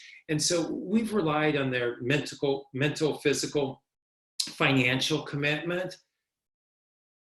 What you really need is their emotional commitment, because that emotional commitment is the ultimate trigger for discretionary performance. You just don't know you have it until you need it most. And trust me, you're going to find out over the last 2 weeks and over the next 3, 4, 5, 6 weeks, 6 months, whether you have people's emotional commitment. Because you're going to need to do them to do things that you're not going to have the carrot for. And you're certainly not going to have the stick to beat them with. unless they like that kind of thing. But that's a different workshop. All right, so empathy for you guys. So you guys got the self-regulation, you got the motivation, the empathy. It's the ability to understand the emotional makeup of other people. And this is where you are really going to be challenged, because you're probably an empath if you're in this industry. And that's a compliment. I'm not. Here's what I will tell you. You're going to need empathy. You can learn empathy. To be an empath, I'm not an empath. I don't take on the thinking and the energy of other people. I have learned to show empathy, though. So if you're not this way, it's okay. It's an imperative trait to have, because you're going to have to understand the emotional makeup of the people that come in. And not only of your employees, and they're going to have, listen, they've been with their kids, for an elongated period of time, and now they have to be a teacher, and they have to do recess, and then they get no break, and they have to fix dinner, and then they have to contend with their PPP loans, and now they have to, what's the new policy and procedure, and I need to, if anybody can relate to all that. Yeah, well, by the way, now you're going to have to be there for your client. And not only that one, the other 7 or 8 that day. Oh, and by the way, if you think that you're going to have regular hours, there's a good chance you could go 24/7 if you need that revenue in order to accommodate these clients, because you're going to be seeing less of them. The ability to understand their emotional makeup, yours first, to go, you know what? I need to take a breath. I need a hug. I need a sip of wine, whatever you do, I'm not judging, so that I'm present, I'm in the moment, because they are going to hit you hard. And you're not their therapist.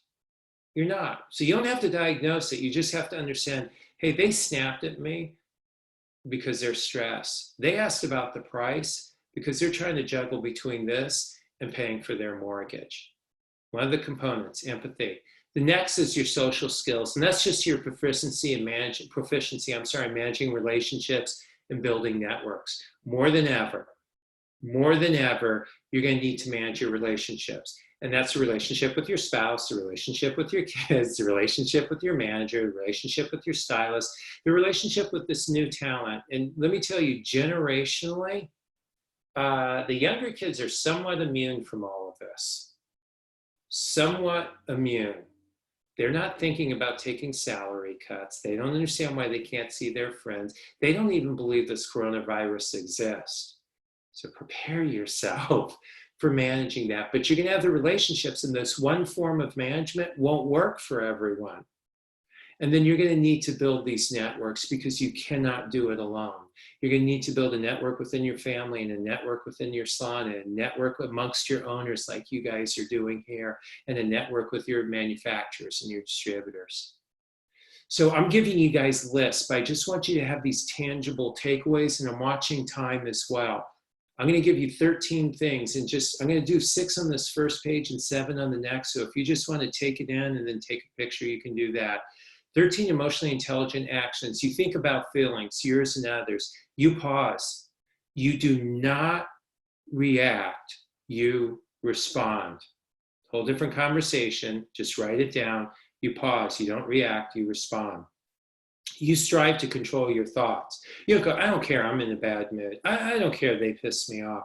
That's not. For the people with emotionally intelligence, they strive to control their thoughts. They go, listen, I need to just walk away. You know what? Let me just count to 10. Those people are emotionally intelligent, and they know I got to control my thoughts, because if I act on them, it's going to backfire on me.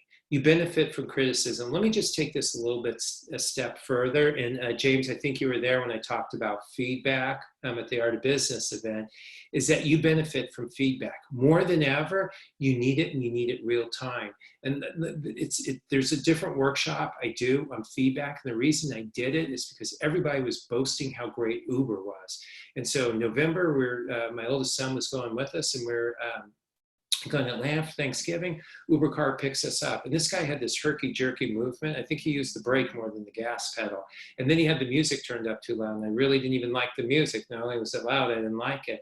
And then the phone rang, and he took the call on speakerphone. So we're off to a flying stop here. We get to the airport. We get out of the airport, the rental or the Uber car. I get a ding, and what is it? It's for feedback. I thought, it's too late. I'm not going to, it's too late for him to know that the music was too loud to even ask, or how is his driving, or can I take a call? And so it's going to be imperative that you get your feedback real time and that you have a comfort level in your consultations that you're asking clients, where's your comfort level in replicating this look? Before I let you go, we've gone 3 months and I know how stressed you are. Before you go, where's your comfort level in replicating this look on a scale of 1 to 10? That's your consultation question, but that's getting real-time feedback. Give me some feedback on the cut. We did a cut, color, and style today. Real quick, cut, scale of 1 to 10. That's good. Go, come on now, scale of 1 to 10. They go, it's good, it's an 8. Now, I know right there, most of you are thinking, wait, good is a 10. But you can get real feedback. You go, well, we'll make it a 9, 10. They go, I don't know these bangs if I could do something different. So if we could style it differently. And you fix it right there. With your people, when you're frantic and you're doing things for the first time, it's not making sense, it's clumsy, you just got to check in. You just got to go, Andrew, I just got to check in with you. How did you take what I just shared with you? But people with a high emotional intelligence, you benefit from feedback. You seek it out and you get it early and often. You show authenticity. This is not the time to fake it. This is the time that you face it. And authenticity, I'm going to go a step further. You have to be vulnerable. And the way that I differentiate is authenticity is telling the truth. It's giving the facts the way it is. When you become vulnerable, you share something with someone where they may think less of you after you share it. But as a leader, you go, this is how I connect with people, is by being vulnerable. And you demonstrate empathy. So for you guys, we're going to wrap up here. You praise others every chance you get. It can't be false praise. Not everyone gets a trophy. It's praise where praise is due. So I'm not asking you to praise people when they don't deserve it, but also don't miss out on the opportunities. If somebody brings you in a sandwich and you just go, hey, thank you. You go, listen, you know what? It's 3 o'clock. Tell them I was running late this morning. I had to get the kids off. I didn't get my coffee. I didn't get anything to eat. And I was booked back to back to back. And then I had a conference call from 12 to 1. Then I had cuts and color all the way till 4 o'clock. If you hadn't brought me that sandwich, I wouldn't have eaten all day. That's what I mean. You praise and you thank people. Give helpful feedback. Apologize. Now is the time. Things are going to go wrong. It's not if they go wrong, it's when they go wrong. In our company right now, I phone call before you, we have something that's gone horribly wrong. I just realized that's going to happen. I'm not saying if you're not wrong to apologize. That's something different. You can acknowledge, hey, this sounds like you had a different expectation. But I'm just saying when you're wrong, own it. Say, my bad. I shouldn't have done that. I apologize if it's genuine, but use it. Forgive and forget. It's important now. Things are going to happen. If you forgive and don't forget, it's going to take a toll on you. Keep your commitments more than ever. Your promises, when you break a promise, it's a crack in that trust relationship. And so it's important. You go, well, is it more important to keep big promises or small? It's important to keep all promises because it has to do with trust. That's what's at stake. You help others. If you're feeling really crappy, Oprah, everyone said it, so I'm not going to say it, except I need something to say to you guys. Find a way to help others. Find a way. Listen, the way you help them is by listen, you seem a little bit stressed. Tell me what's going on. Tell me what I can do to help. Find ways to help. It will make you feel better. People with a high emotional intelligence go, I got to volunteer money. I got to buy someone lunch. I got to buy the person behind me coffee. They realize that. You protect yourself from emotional sabotage. Be careful, because other people's stress, their urgency, their inability to manage their emotions, they're just going to throw on your lap. People with a high emotional intelligence will go, like, let me stop that. Let me ask you this question. So say someone comes in, they hate their job, they hate their wife, they hate their pickup truck, they hate country music, they hate their faith. You guys know the type of people. How you do that is you simply say, listen, it sounds like there's a lot on your plate right now. What's the one thing that gets you through? What's the one thing that if you're just going to hang your hat on, this is what got me through, what puts a smile on my face, what is that? People with a high emotional intelligence have the ability to redirect. So tips to increase your EQ, just pause, watch your body language, be in the moment, listen, ask questions for understanding, and seek to understand before being understood. It's going to be the hardest part. Let me just explain to you. You need to understand. People with a high emotional intelligence, they're not looking to be understood. They're looking to understand first. So for you guys, I want to give you some resources right quick. And James brought up some great books. These are 2 books I'd highly recommend. Emotional Intelligence is written by these 2 people, Travis Bradberry and Gene Greaves. And I just love the book. Some of the longest chapters are 5 pages. Some are a half page. The gift in this book is at the back. There's a code that's complimentary. where you can take an emotional intelligence assessment. And so it's complementary to you. What's great about emotional intelligence is that that's the thing that makes you most successful, and you can grow and grow and grow your emotional intelligence. So that's there for you. Once you've done that, go to EQ Applied. If you look on the bookshelf above me, there's 7 books that are just the ones my go-to. Both of these are there, and they've transformed my relationships and the way that I connect and the way I communicate. For you guys, if you really dug the questions they gave you at the beginning, take a picture of this. That came from a Harvard Business Review on emotional intelligence. You want to do something fun to connect to your team? Go there. It's complimentary. They'll score it for you. That wasn't the point of me sharing it with you. It's really to prompt your thinking. This is what you guys can do. This is what you can share on your social media. This is what can hijack conversations, is how you're connecting and how you're navigating, not what happened to you, but how you're responding to it. And there's Q&A. So, wow. We're done, guys. Right on time if you add another 30 minutes. Right on time. Hey, Hey, you killed me. Forget about it. You deserve that sip of that Moscow Mule. yes. We're not Well, done. I Jay. know What? Derek's going to ask for any of the slides that you can share for the group, but that thing for the EQ test for Harvard, if you post that anywhere, on your social media, I'll copy it and I'll post it on our social media because I think that would be kind of interesting. Okay. Anybody have any questions? I know, Jay is clear and concise typically, so there's not a lot of thank yous and a lot of amens and a lot of thumbs up, Jay. So on Facebook and the group. So I don't know. What about you, Andrew? This is the first time I feel like Andrew's always very attentive. This is the first time I saw him go to the notepad, though. Oh, Well, I went to I got to jump in. Oh, you have one of those? Andrew- My favorite device, Yeah. Andrew. Andrew lives this stuff. This is what I live and what I do. So you did an amazing job, Jay, in thank you. bringing it all together. Really, I learned a lot. I appreciate it. What I want to offer to everyone is that you can reach out to me. I already let the cat out of the bag, is that next 3 months is pro bono work, but I mean it sincerely. So if it winds up conversation, some people have asked me to get on their weekly call. This is the time to help and I think rally together and to pull our resources, and everything else will take care of itself. I know that it will. One of the things I would like to offer to you guys, and for anybody who knows me, I'm not a free guy because I think people need to invest just in what they do. But that being said, I think these are unprecedented times. So what I've done for 24 hours for this group, and you guys can pass it on, is you can go to my website, which is Jay Williams Co, JayWilliams. Hey, Hey, you wanna share that Jay, screen? unshare your screen and I'll share mine with the website. Oh, okay.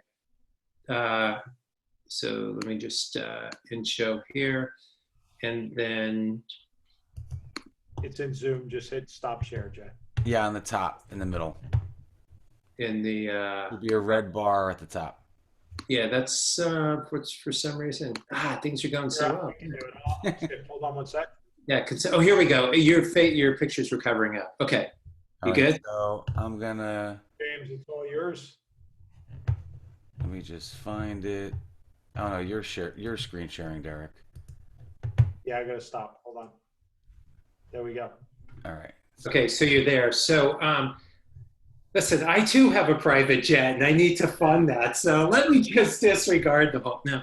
Yeah, so thank you. I appreciate you doing that. So what I would share with you guys is for 24 hours is that you can go to my website, and if you go under the store, the audio of my book, Leave Your Mark, you can enter in the code FOREST, which is PHOREST, and you can get the download of the book, the audio version, complimentary. In fact, you can get the electronic copy of the book as well. So if that's something you want to do for your teams, you want for yourself, please go ahead and do that. And for 24 hours, that's complimentary.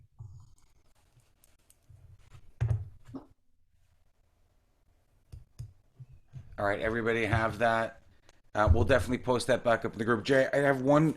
There weren't any real questions for you, which is typical when it's a very clear presentation. But if you have some salon owners that are on here, you have some stylists that are guests of salon owners, what's just one piece of advice that would be universal to all of them in terms of emotional intelligence or something to move forward? Yeah, it's that's like the Miss America pageant question. I just yeah. Here's what I would say is, and this is what advice would I give to myself? Let me just use that filter. Is have this hyper real time awareness of what you're feeling, and realize that you need to flush that out, and to realize or somehow come to realization, is this a fact or is it a feeling?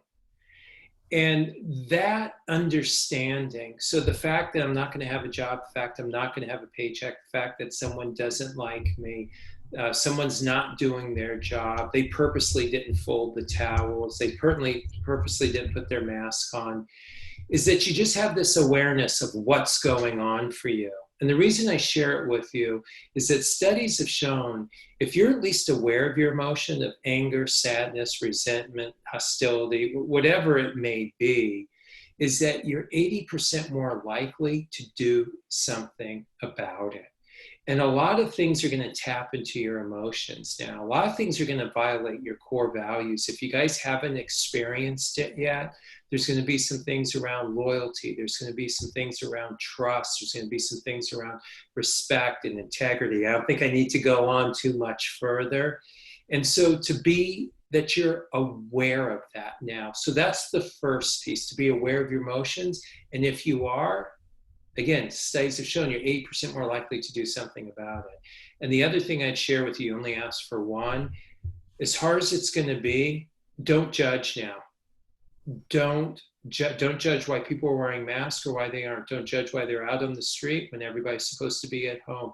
Don't judge why they're questioning you about your prices. Don't judge why they're arguing about the hours that they work. Don't judge. More than ever, we've got to have a spirit of I'm here to help, I'm not here to judge. And if you don't understand something, something's throwing you off, just simply do this. Tell the person, tell me more, tell me more. I sense that something's going on for you, or we may have missed, just tell me more so that I can understand. So if I was going to give you any advice, I think I've given myself that's helped me to navigate.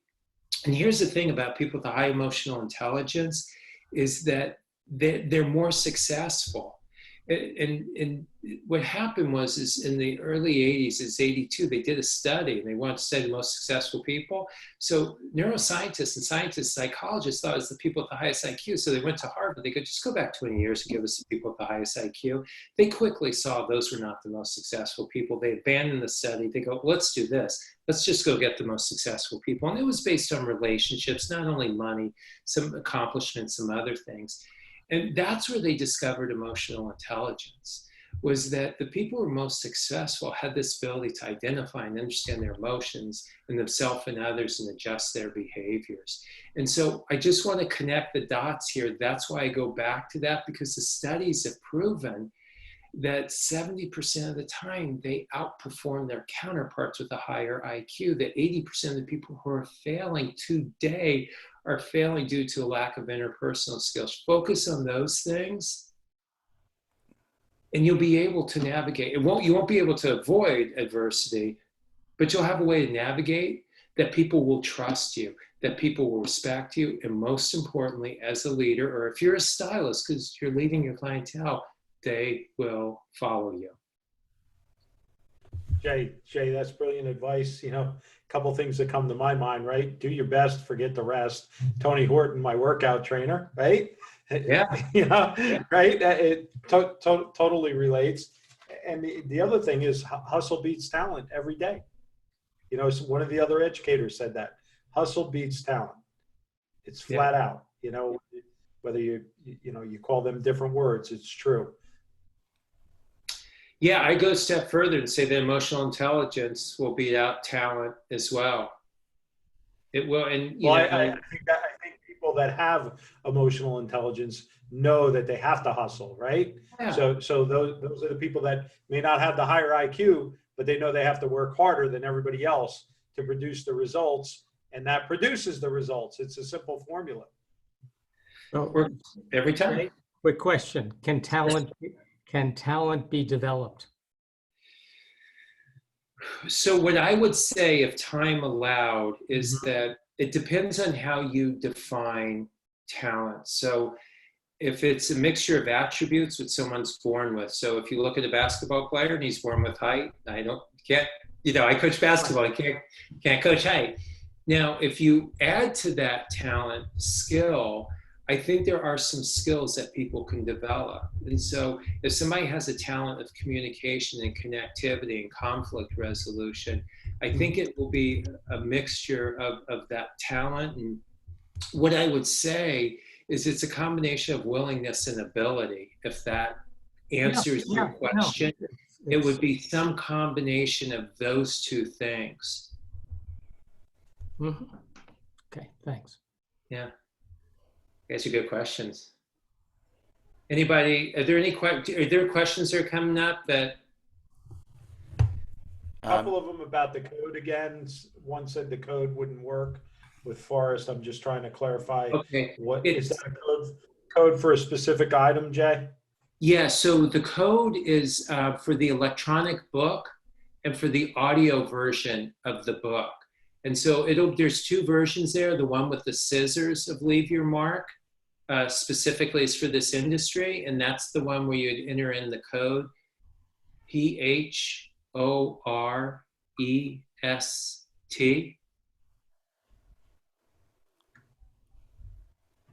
And all you guys listening on here, Forrest is a great company. And I think it's Andrew, when are we kicking off Technology Week? Next week? Next week on Monday. Yeah. Okay, so next week is going to be Technology Reset Week, where we are going to be talking about technology specifically versus day-to-day operations, because technology is such a big part of our industry right now. So just keep that in mind. You're going to want to stay tuned for that.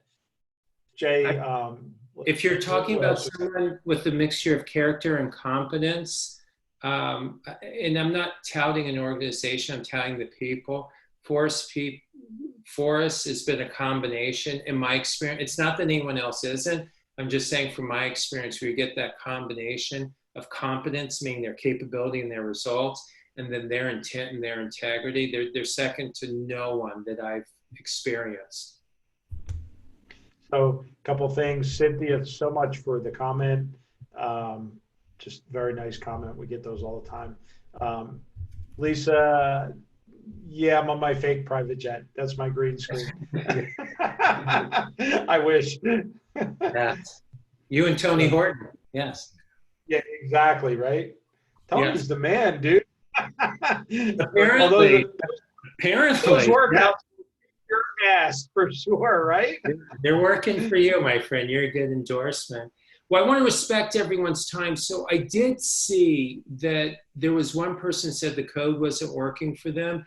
If you want to reach out to me directly, if that's a little bit of a pattern, I'll get that corrected. I'm going to follow up right as I hang up. It was working. So if it wasn't for everyone, if there's one person, feel free to reach out directly to me, and I'll make sure that you want to pop up his contact screen one more time quickly? Yep, you got it. Guys, we'll have the contact screen up. So if you need to contact Jay, here's all his contact information. Jot this stuff down quickly. It will be in the replay. Hey, jot it down now. If you need to Jay? contact them. Yes, sir. Patty Mead, who was at the venture the other night, asked a question, and I think it's worth just a quick answer here. Any advice on the anxiety or fear factor of returning to the salon for guests and the team? So let me just repeat the question so that I make sure that I'm getting it, is how to address the anxiety, the potential anxiety of clients coming back. And the team. And the team, yeah. So Patty, I love that you brought this up, because there's a framework that you can use that will work with this and it will work with everything else. And I want, again, I am offering it to you guys because I want to make a promise I can keep to you. So if this is something you want to do on a half-hour call with your team, I'd be more than happy to do it. Let me just start with the team if I can, just to divide the audiences up. And I would ask the team, I just go around the horn. I just ask them on a scale of 1 to 10, where is your anxiety as it relates to coming back to the salon? And so I say that, Patty, because you know with your team is that there could be a diversity as far as where people are on that scale. And so people will share it with you and they'll say, hey, I'm a 7, I'm an 8, I'm an 11 on the scale of coming back into the salon.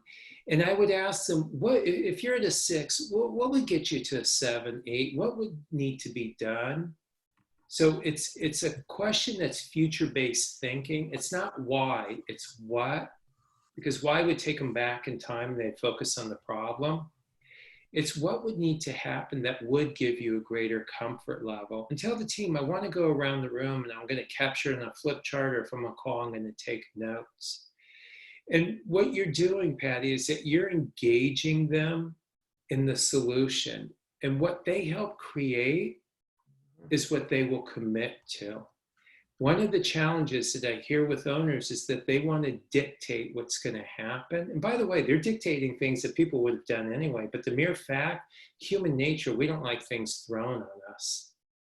And so anything that you can do to build this collaboration and this buy-in from them, which is simply by you asking, and listen, you're helping them discover what they already know. What's going to make them feel more comfortable? Distance. Okay, how much distance is it? It's what the governor recommends. And what do you understand that to be? 6 feet. Okay, so if we observe that 6 feet, that would give you a greater comfort level. Great. Now you go to the next one. They said, well, I just want some assurance that things are going to be clean.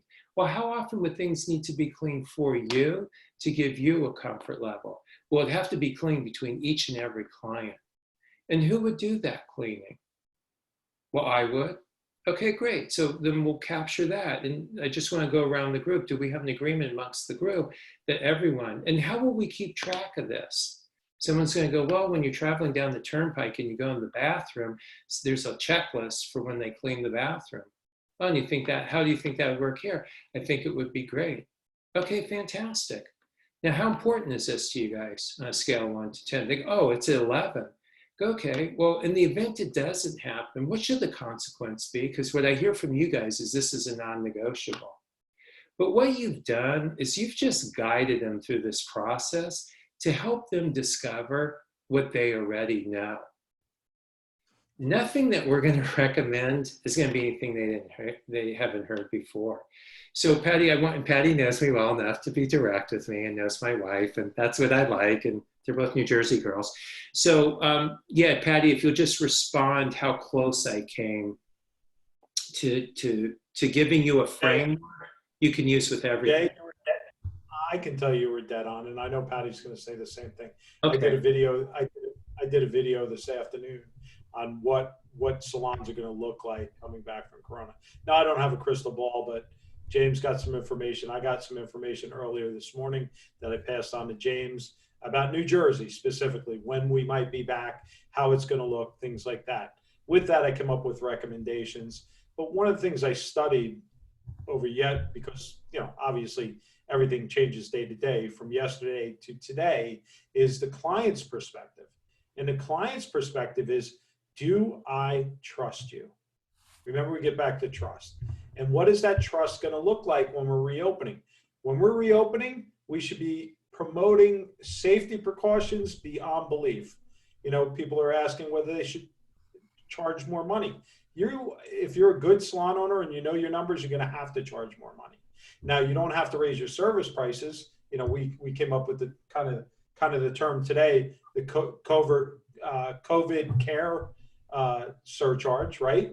And it's just like Green Circle. It's going to be put on the ticket in addition.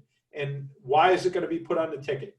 It's going to be put on a ticket because we're going to show you that we do the 10 miles more than that salon that might not be doing it, including, you know, distancing, split shifts, maybe personal protection barrier between stations, gloves, cleaning, an assistant cleaning constantly, you know, paying for that. Those are all things that salon owners are going to have to start preparing for, but it all relates to trust. Trust trumps fear. I think I wouldn't add anything to that. I think if you take that last piece that you said and you believe that, that's your thinking, is that trust trumps fear, is then you need to understand how everybody within your dynamic defines trust. And that's where there could be a variable, is even from client to client and from employee to employee. And so that's where it becomes comparative. And listen, there's going to be some great things that come out of this. You know, if you look in Italy now, I think for every 400 square feet, there's one practitioner and there's one client. And it's going to be the same for a retail store or a salon. And so some people could, you know, complain about it and go, isn't this horrible? But there are going to be people that go, you know what, I love the intimacy of it. And this gives us a chance in a one-on-one situation for me to have this focus. And so there are ways that you can respond to this. Realize, though, I can't give you one generic response. You are going to have to identify, and that's where the feedback comes in, is with your clients. Tell them, listen, I want some real-time feedback because we're navigating through this. Where is your trust level with us as it relates to being able to come in, have an experience, and leave without the thought of, did I catch something? So you're going to have more time with them for this. Solicit that feedback early and often. Don't wait till the end. As you're going through it, tell them, listen, these are some new procedures, and what I'm going to ask you to do is for some real-time feedback. So one of the things that we've done is that we've cleaned down the chairs and the seats in between each visit. When you went and did your color, we actually wiped it down again. And so, you know, I'm wearing a mask, you know, for myself, but for you as well. And I just want to know where you're feeling as far as it relates to what we're doing. Because you're going to have some people, I was out today, and they don't care. So you don't need to inundate everyone with it. So what I would say is to have these things, and we're not going to wear them as a badge of honor, because that may not be what draws people in, but just to do it on a one-on-one basis and to feel it out. Sorry, I was just looking at a note there. But if it's all about trust as a strategy, then everything has to be about trust. One thing I would advise you, if I could give unsolicited advice, which I guess this whole thing was, so I don't know why I said that, is whatever you want to mandate, I would guide the conversation with, listen, we have some mandates as far as what the spacing should be. Tell me what you guys think it is. We have some mandates with cleaning. Tell me what you think you guys think it is. This would be a great time for them to buy in, because if someone doesn't, now it's a little bit different. And you go, wait, we all talked about this. This is what you agreed to. And so I would encourage you, what you're getting is you're getting an agreement versus an expectation. When you give it to them, it's more of an expectation. An agreement has a what by when, and it's two parties that are involved. An expectation is something you want them to do that they may or may not want to do and may or may not have agreed to do. Again, not well-planned strategy, it's a well-executed. So everything that you guys are doing in the plan, Derek's muted. Oh, did you guys do that on purpose? Okay. Yeah, that was my bad. Communication builds trust, right? And, Yeah. and it can't be dictation. It's got to be communication. Yeah, so that would be the filter I'd ask you if you're going to do something, is how am I communicating this, and what does it do to build trust, and where's my team's trust with me when I do this? What did someone say about the discount there? Can someone read that? No longer So I don't available know. with the code. But earlier today, somebody had asked me personally, and it's been ongoing in the group, should I discount when clients come back? And, you know, my theory, and I'll tell you, I know this is some of the other coaches, absolutely not. You should not be discounting. You should be actually increasing prices if you're running your ship properly, because you're going to need to figure out your hourly cost. Because what you just said earlier, right? We might be running 24/7, and not being as productive as we used to be. We can't, double booking is done. Forget about it. That's done for a while, I have a right? So, question. Is the person on the call? let me look. There's so many comments right now, Jay. Oh, here's my I'm question. I'm not even sure. But going back to what you had said, though, we're going to be operating differently in the future, right? So with Why regard is to money, discounting? I want to know, I want to know more about that. What would make that a strategy to discount? so some people, I can tell you from past comments in the group, it was fear, right? Fear of what? Fear of not They getting the won't come clients back. Yeah. Exactly. So can I just jump in a little bit there? And again, it's to challenge your This is your realm. Talk us out of the fear.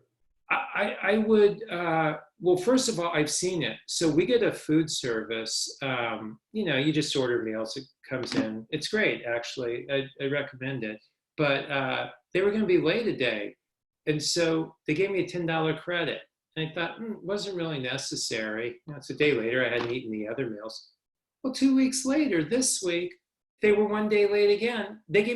I called them up. I said, oh my God, I love your food. I love your service. I love you guys. Please don't give me more credits. I go, you guys aren't going to be in business. I'm happy. I am thrilled.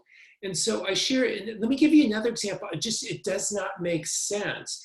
So I have a credit card and I called them up and I said, just out of curiosity, I got this card because of the travel benefits and I'm not traveling. And they go, yeah, we're not doing anything about that, but we can give you points.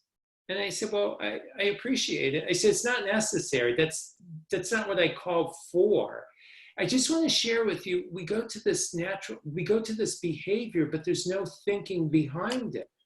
And I would caution you, and by the way, and I do not mean this cruelly, you just have to ask yourself, do you think there's going to be more or less salons in 4 weeks?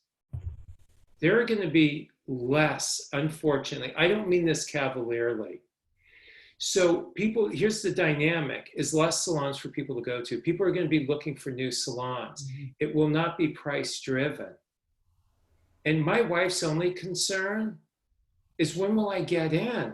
I've been going too long. That's going to be secondary.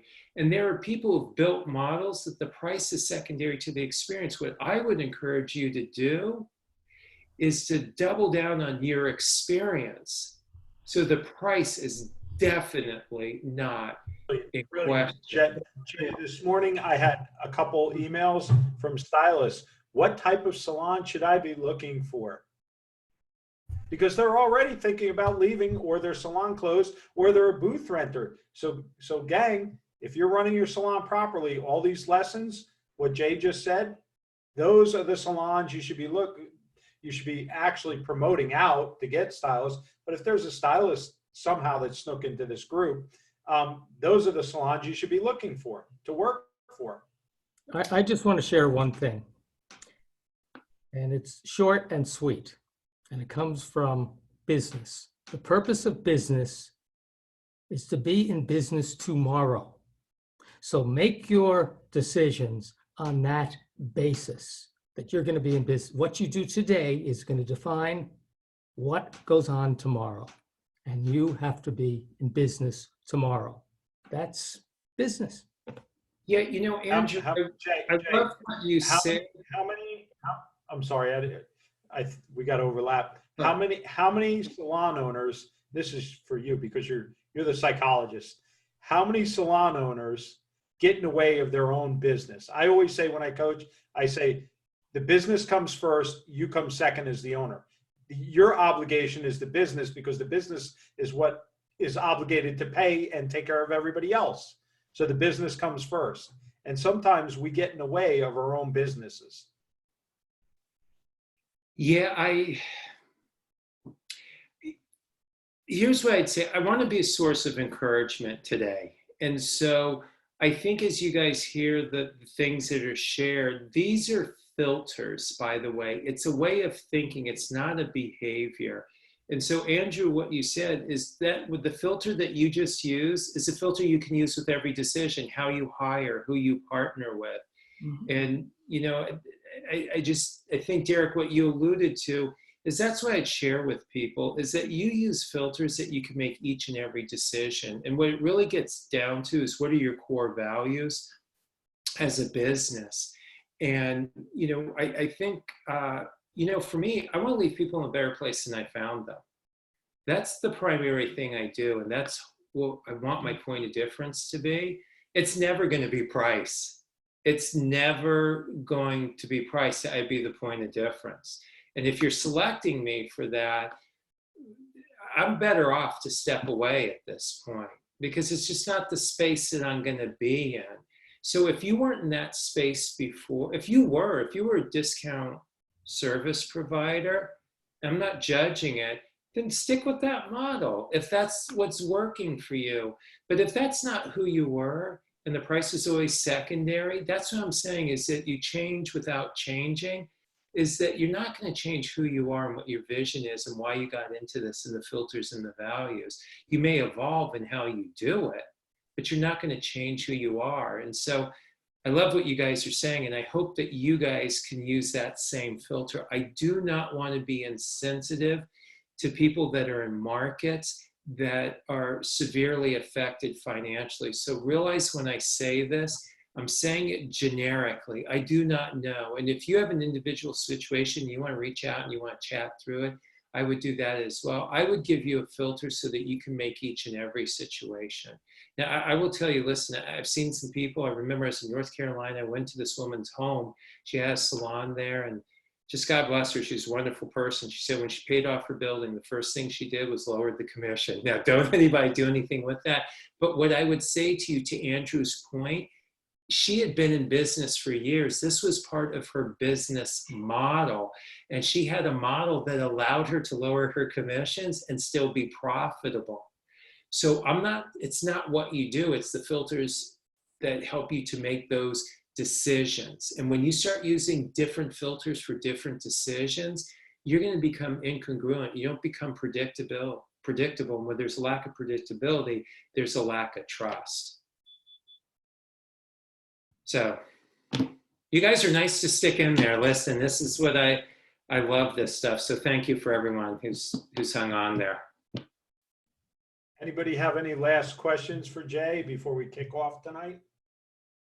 Post them up now. Reach out, we can chat. Here's what I tell people. I have some newfound flexibility in my schedule. So, and here's what I'd share with you guys. When you guys talk about discount, I had a choice. I could discount my services, but I thought, you know what? I'm not going there. Because you know what? I didn't think of this. Someone told me this the other day. They said the largest price increase ever is zero to whatever you start charging. And that, again, was my thinking. And so I'm doing what you guys are doing, you know, in a different way. So I hope you don't feel as though it's do as I say, not as I do. I'm practicing these things. And for me, I wasn't going to discount. If you're not going to pay where I want to be, where I think there's a correlation, let's connect at another level. And I'm going to be a lot happier, by the way, doing it pro bono. And so will you, than doing work for less than you think that you are worth. If I do it for free, it's no longer about a discount. It's about me volunteering to do something that I love to do. If you ask me to do what I do for less money and I get paid more for it, you know, I'm human. I struggle there. Thank you, guys. It's such an honor for you guys to include me. You're amazing. I don't see any other questions, so. And More the questions? the No. crowd agrees. Yeah, a lot of minds blown, Jay. Mind blown. Love, love, love. Thank Yeah, you. and I would say that the trust factor, you know, Jay and I, like I said, talked on the very first day. He gave me a few tools that, you know, obviously I've read the book and I know them, and it's not easy sometimes to implement, especially under stress. And I did that. I know some of my staff may be on the Facebook, but I gave them the, you know, what is your interest in virtual education, 1 to 10? What is your interest in a meeting once a week, 1 to 10? And it was very interesting to see who was it 11 out of 10, right? And who was a 5 and what their reasoning was. So I would encourage all of you that don't be shy to do that, because the reasons they were not a 10 were valid during this time. Hey, I have 3 kids at home running around that aren't in school. And it just, we know that as owners, and we know that as people that work together, but I'm doing all these things. I take for granted that my wife is downstairs homeschooling while I'm in this crazy attic studio and talking to all you fun and interesting people. But I would say poll them, at least, very least the poll, right, Jay, makes a big difference. Yeah, it's feedback. And I'd love to do the work. I'm going to do a shameless plug, and it's more because I've been so engrossed in it. But June 1st, I'm just looking at my whiteboard here, is going to be the release of my next book. And it's called This versus That. And it's better choices, better thinking, better choices, better leaders. And the chapters, I'm just looking, it's commitment versus compliance, courtesy versus curiosity, hubris versus humble, confrontation versus conversation. It's a playbook for leaders and for owners, and it's written in a clear, concise, and hopefully compelling way that you guys can connect with your people. Because if I see a single disconnection or single opportunity, it's how we communicate, and to communicate better. And it's not by what we say, it's by what we ask. And so what you did, James, is you built engagement and collaboration. You built, when you ask someone their opinion, it builds significance and self-worth and sense of belonging. Now those things get emotional connection. And that's what each and every one of us need now, is emotional connection for this discretionary performance. And so what you did by asking a question, it drives all of that. And to your point, Derek, it builds trust. People go, you trust me? You value my opinion, what I think? And now they trust you more.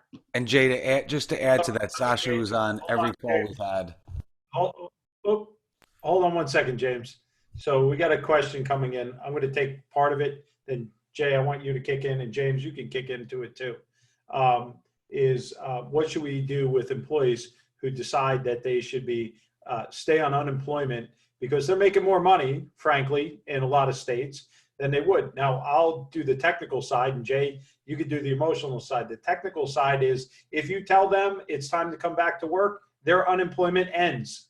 Okay, they can't sit on unemployment if you re-offer their job back. That's the end of the unemployment period. So that's the technical side. So a lot of people are worried they're going to be on 26 weeks of unemployment. That's not the way it works. The way it works is if you offer them a re-employment letter, their unemployment ends. That's the technical side. Jay, from the emotional side? From the emotional side, I'd ask that person is that, what's most important to them about staying on unemployment? Because I don't know where to go. I really need to understand more, and I need for them to make that connection.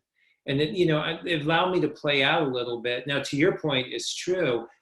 This is raising some flags for me, by the way, too, for someone because it goes probably to their work ethic, right? So if they said, well, I make more money, I would say, well, it sounds like making money is important to you. And they go, yeah, that's why I told you I'd stay on it. I'd ask them, how do you think you staying on unemployment and not being able to service your clients will help you long term? Because how long does unemployment last? I mean, I know I'm going to ask them. They're going to go 26 weeks. I read an article, it goes to 39 weeks. So in 39 weeks, when it's over, what are your thoughts on what your income will look like? And what do you think will happen with your clientele? I want to help them discover what they already know. It's not what I say, it's what I ask. So if there's someone that you care about, and listen, some people are going to be in the emotional brain. Basically, what I kill today is what I eat tonight. And when people don't have food, water, and shelter, by the way, I don't want to negate any of that.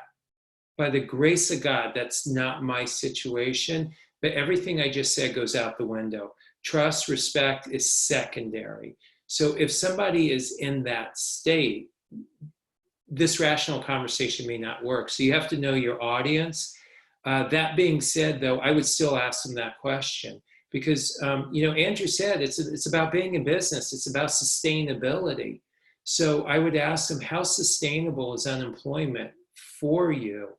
And then what would it look like when you come back? So I know what the next 9 months look like. What does month 10 look like for you? They go, well, I come back and I don't know if my clients would come back. I'd be partially booked. And I'd ask them, well, how much money do you need to make? Because that's where I want to begin. I want to get them out of the emotional brain into a rational conversation. I'd ask them, how much money do you need to make? I've had people who tell me, I don't know, Jay. I've had stylists tell me, I don't know how much money I need to make. And I said, well, all right, let's work our way back. How much is your rent? How much is your car payment? How much are those things? And what I found is that it just puts a stake in the ground. The person goes, you know what? I probably need about $48,000 a year. I said, oh, so $4,000 a month, maybe a little less than $1,000 a week. And how much are you going to get in unemployment? Now, for the first 8 weeks, I think they get an extra $600.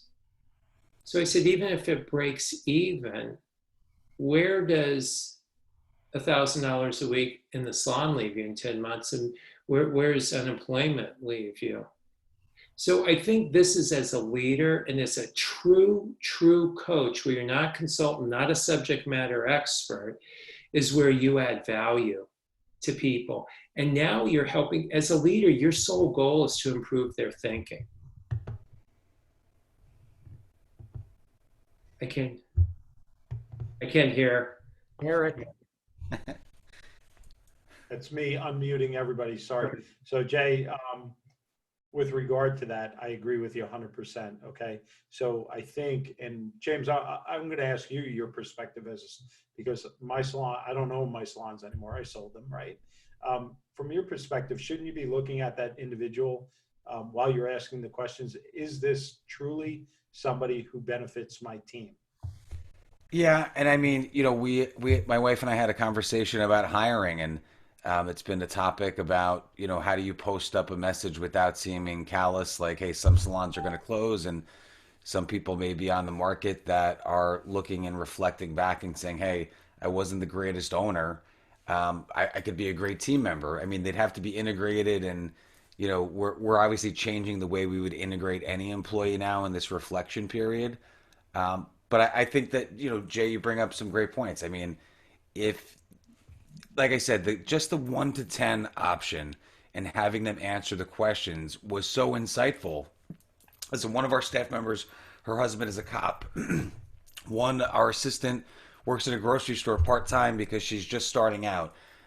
One works in a hospital as a security guard. So we're sort of, in our small little staff, affected in all different levels, just how something like a virus would affect everyone's family. So, childcare becomes an issue. We opened a business that was mom friendly because my wife worked for a guy that was a jerk off that wasn't mom friendly. So that's why she wanted to open the salon she did. So when you look at it, we're sort of in that same mindset of saying, what are the things important to them? So if these things don't open in pockets like daycare and schooling or camps and things, it's obviously going to affect the available hours we have just with the staff we've created. Doesn't make them any less company people and people that have bought into our ideas or people that are adopters of what the program is. But it makes it very interesting of saying, here we have a dedicated staff that's willing to do all these things that don't have the capability because there's not that availability to be able to work. I mean, I might hire a babysitter for the staff. I don't know where I'm going to put them. I'll put like a circus tent in the parking lot, but Jay's insight allowed me to ask those questions to get what their feedback was. If I could share, this is where the filter really comes into play, is I'm not here to judge, I'm here to help. Because things are what they are, and they'll be different to everyone. I was, if you don't mind me sharing a story right quick, is started going to this new church. And so, being a speaker, you guys can relate. I was listening to the sermon, but I was also watching his skill set. And I said, like, this dude's different. He didn't go to seminary school. So when I was walking out, I go, isn't it your job to go to lunch with people? He goes, yeah. So we went and grabbed lunch during the week. But this woman came over. It turns out the guy was an actor before. So I knew there's something different. But anyway, a woman comes over and he introduces me. He goes, oh, she goes to the same church. And she said, yeah, I sit up right up front, third row on the left, because I get distracted easily. And then she went in to explain that, she said, just people have these little distractions, like the same people get up and go to the bathroom. And then there's the whole back scratch thing. And I must have looked at her like, she goes, the back scratch thing where people, they just do it because they're bored. Or I had no idea what she was talking about. She goes, you scratch your spouse's back. I said, oh, I said, my wife doesn't go to church. And actually, I'd be in heaven if she did. And if she scratched my back, that would be amazing. She's like, oh my God, I'm so sorry. I didn't mean, I go, no, I didn't mean it that way. It's just kind of processing out loud. But when I walked away, what I realized was, and this is true about life, things are what they are. A back scratch is what it is. For her, it was an annoyance and a distraction. And for me, it's the thing I pray to God for every night. And so when people want to be on unemployment, I just encourage you not to judge. If you're going to add value and add to their life and leave them in a better place than you found them, and you're going to improve their thinking, the only way you can do it is if you're not judging and you're coming from a mindset of how can I help? The questions I asked removed all judgment. Because as soon as I form an opinion, I become biased and I become narrow, and it narrows the possibilities. And so I will share with you, this will be the hardest thing during this part with everything that's going to happen. And James, you alluded to it. Some people are going to go, listen, I make more money this way. And what I need to be focused on is the next 9 months. I have a child at home. I have childcare. I'll get the benefits. There's any multitude of scenarios. That's not our thing to judge. Ours is to help. So if I could leave that filter, I think it goes in what Andrew said, is just develop these filters that you can run everything through. Your decisions are very quick and very, very easy and consistent that way.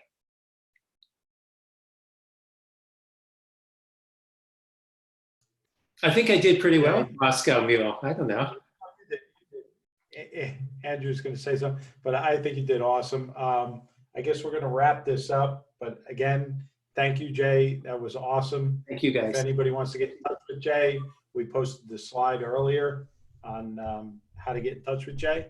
Jay, fantastic. Love to have you on again, because looks like we're going to be doing this for at least one more month.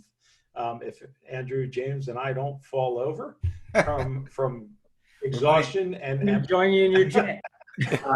Well, I feel like I made new friends. So thank you guys. Thank you, Jay. Very much. All right, we'll talk soon. Thanks, guys. Take care. Good night, everybody. Jay, Thank you so Thanks much. for your help earlier, but You're always welcome. Thank you. All right, talk to you later. So everybody on here, just remember tomorrow night, 8 o'clock, we'll have another class. And as always, stay focused, get involved, and enjoy the group. We're all putting out there for you. Now put out there for yourself, get a plan, do your beauty business reset, and we will be here for you. Thanks, everybody. Have a great Good night, night. guys. Good night, Derek. Good night, Andrew. Thank you, James. You're welcome. Thank you. You like that, huh?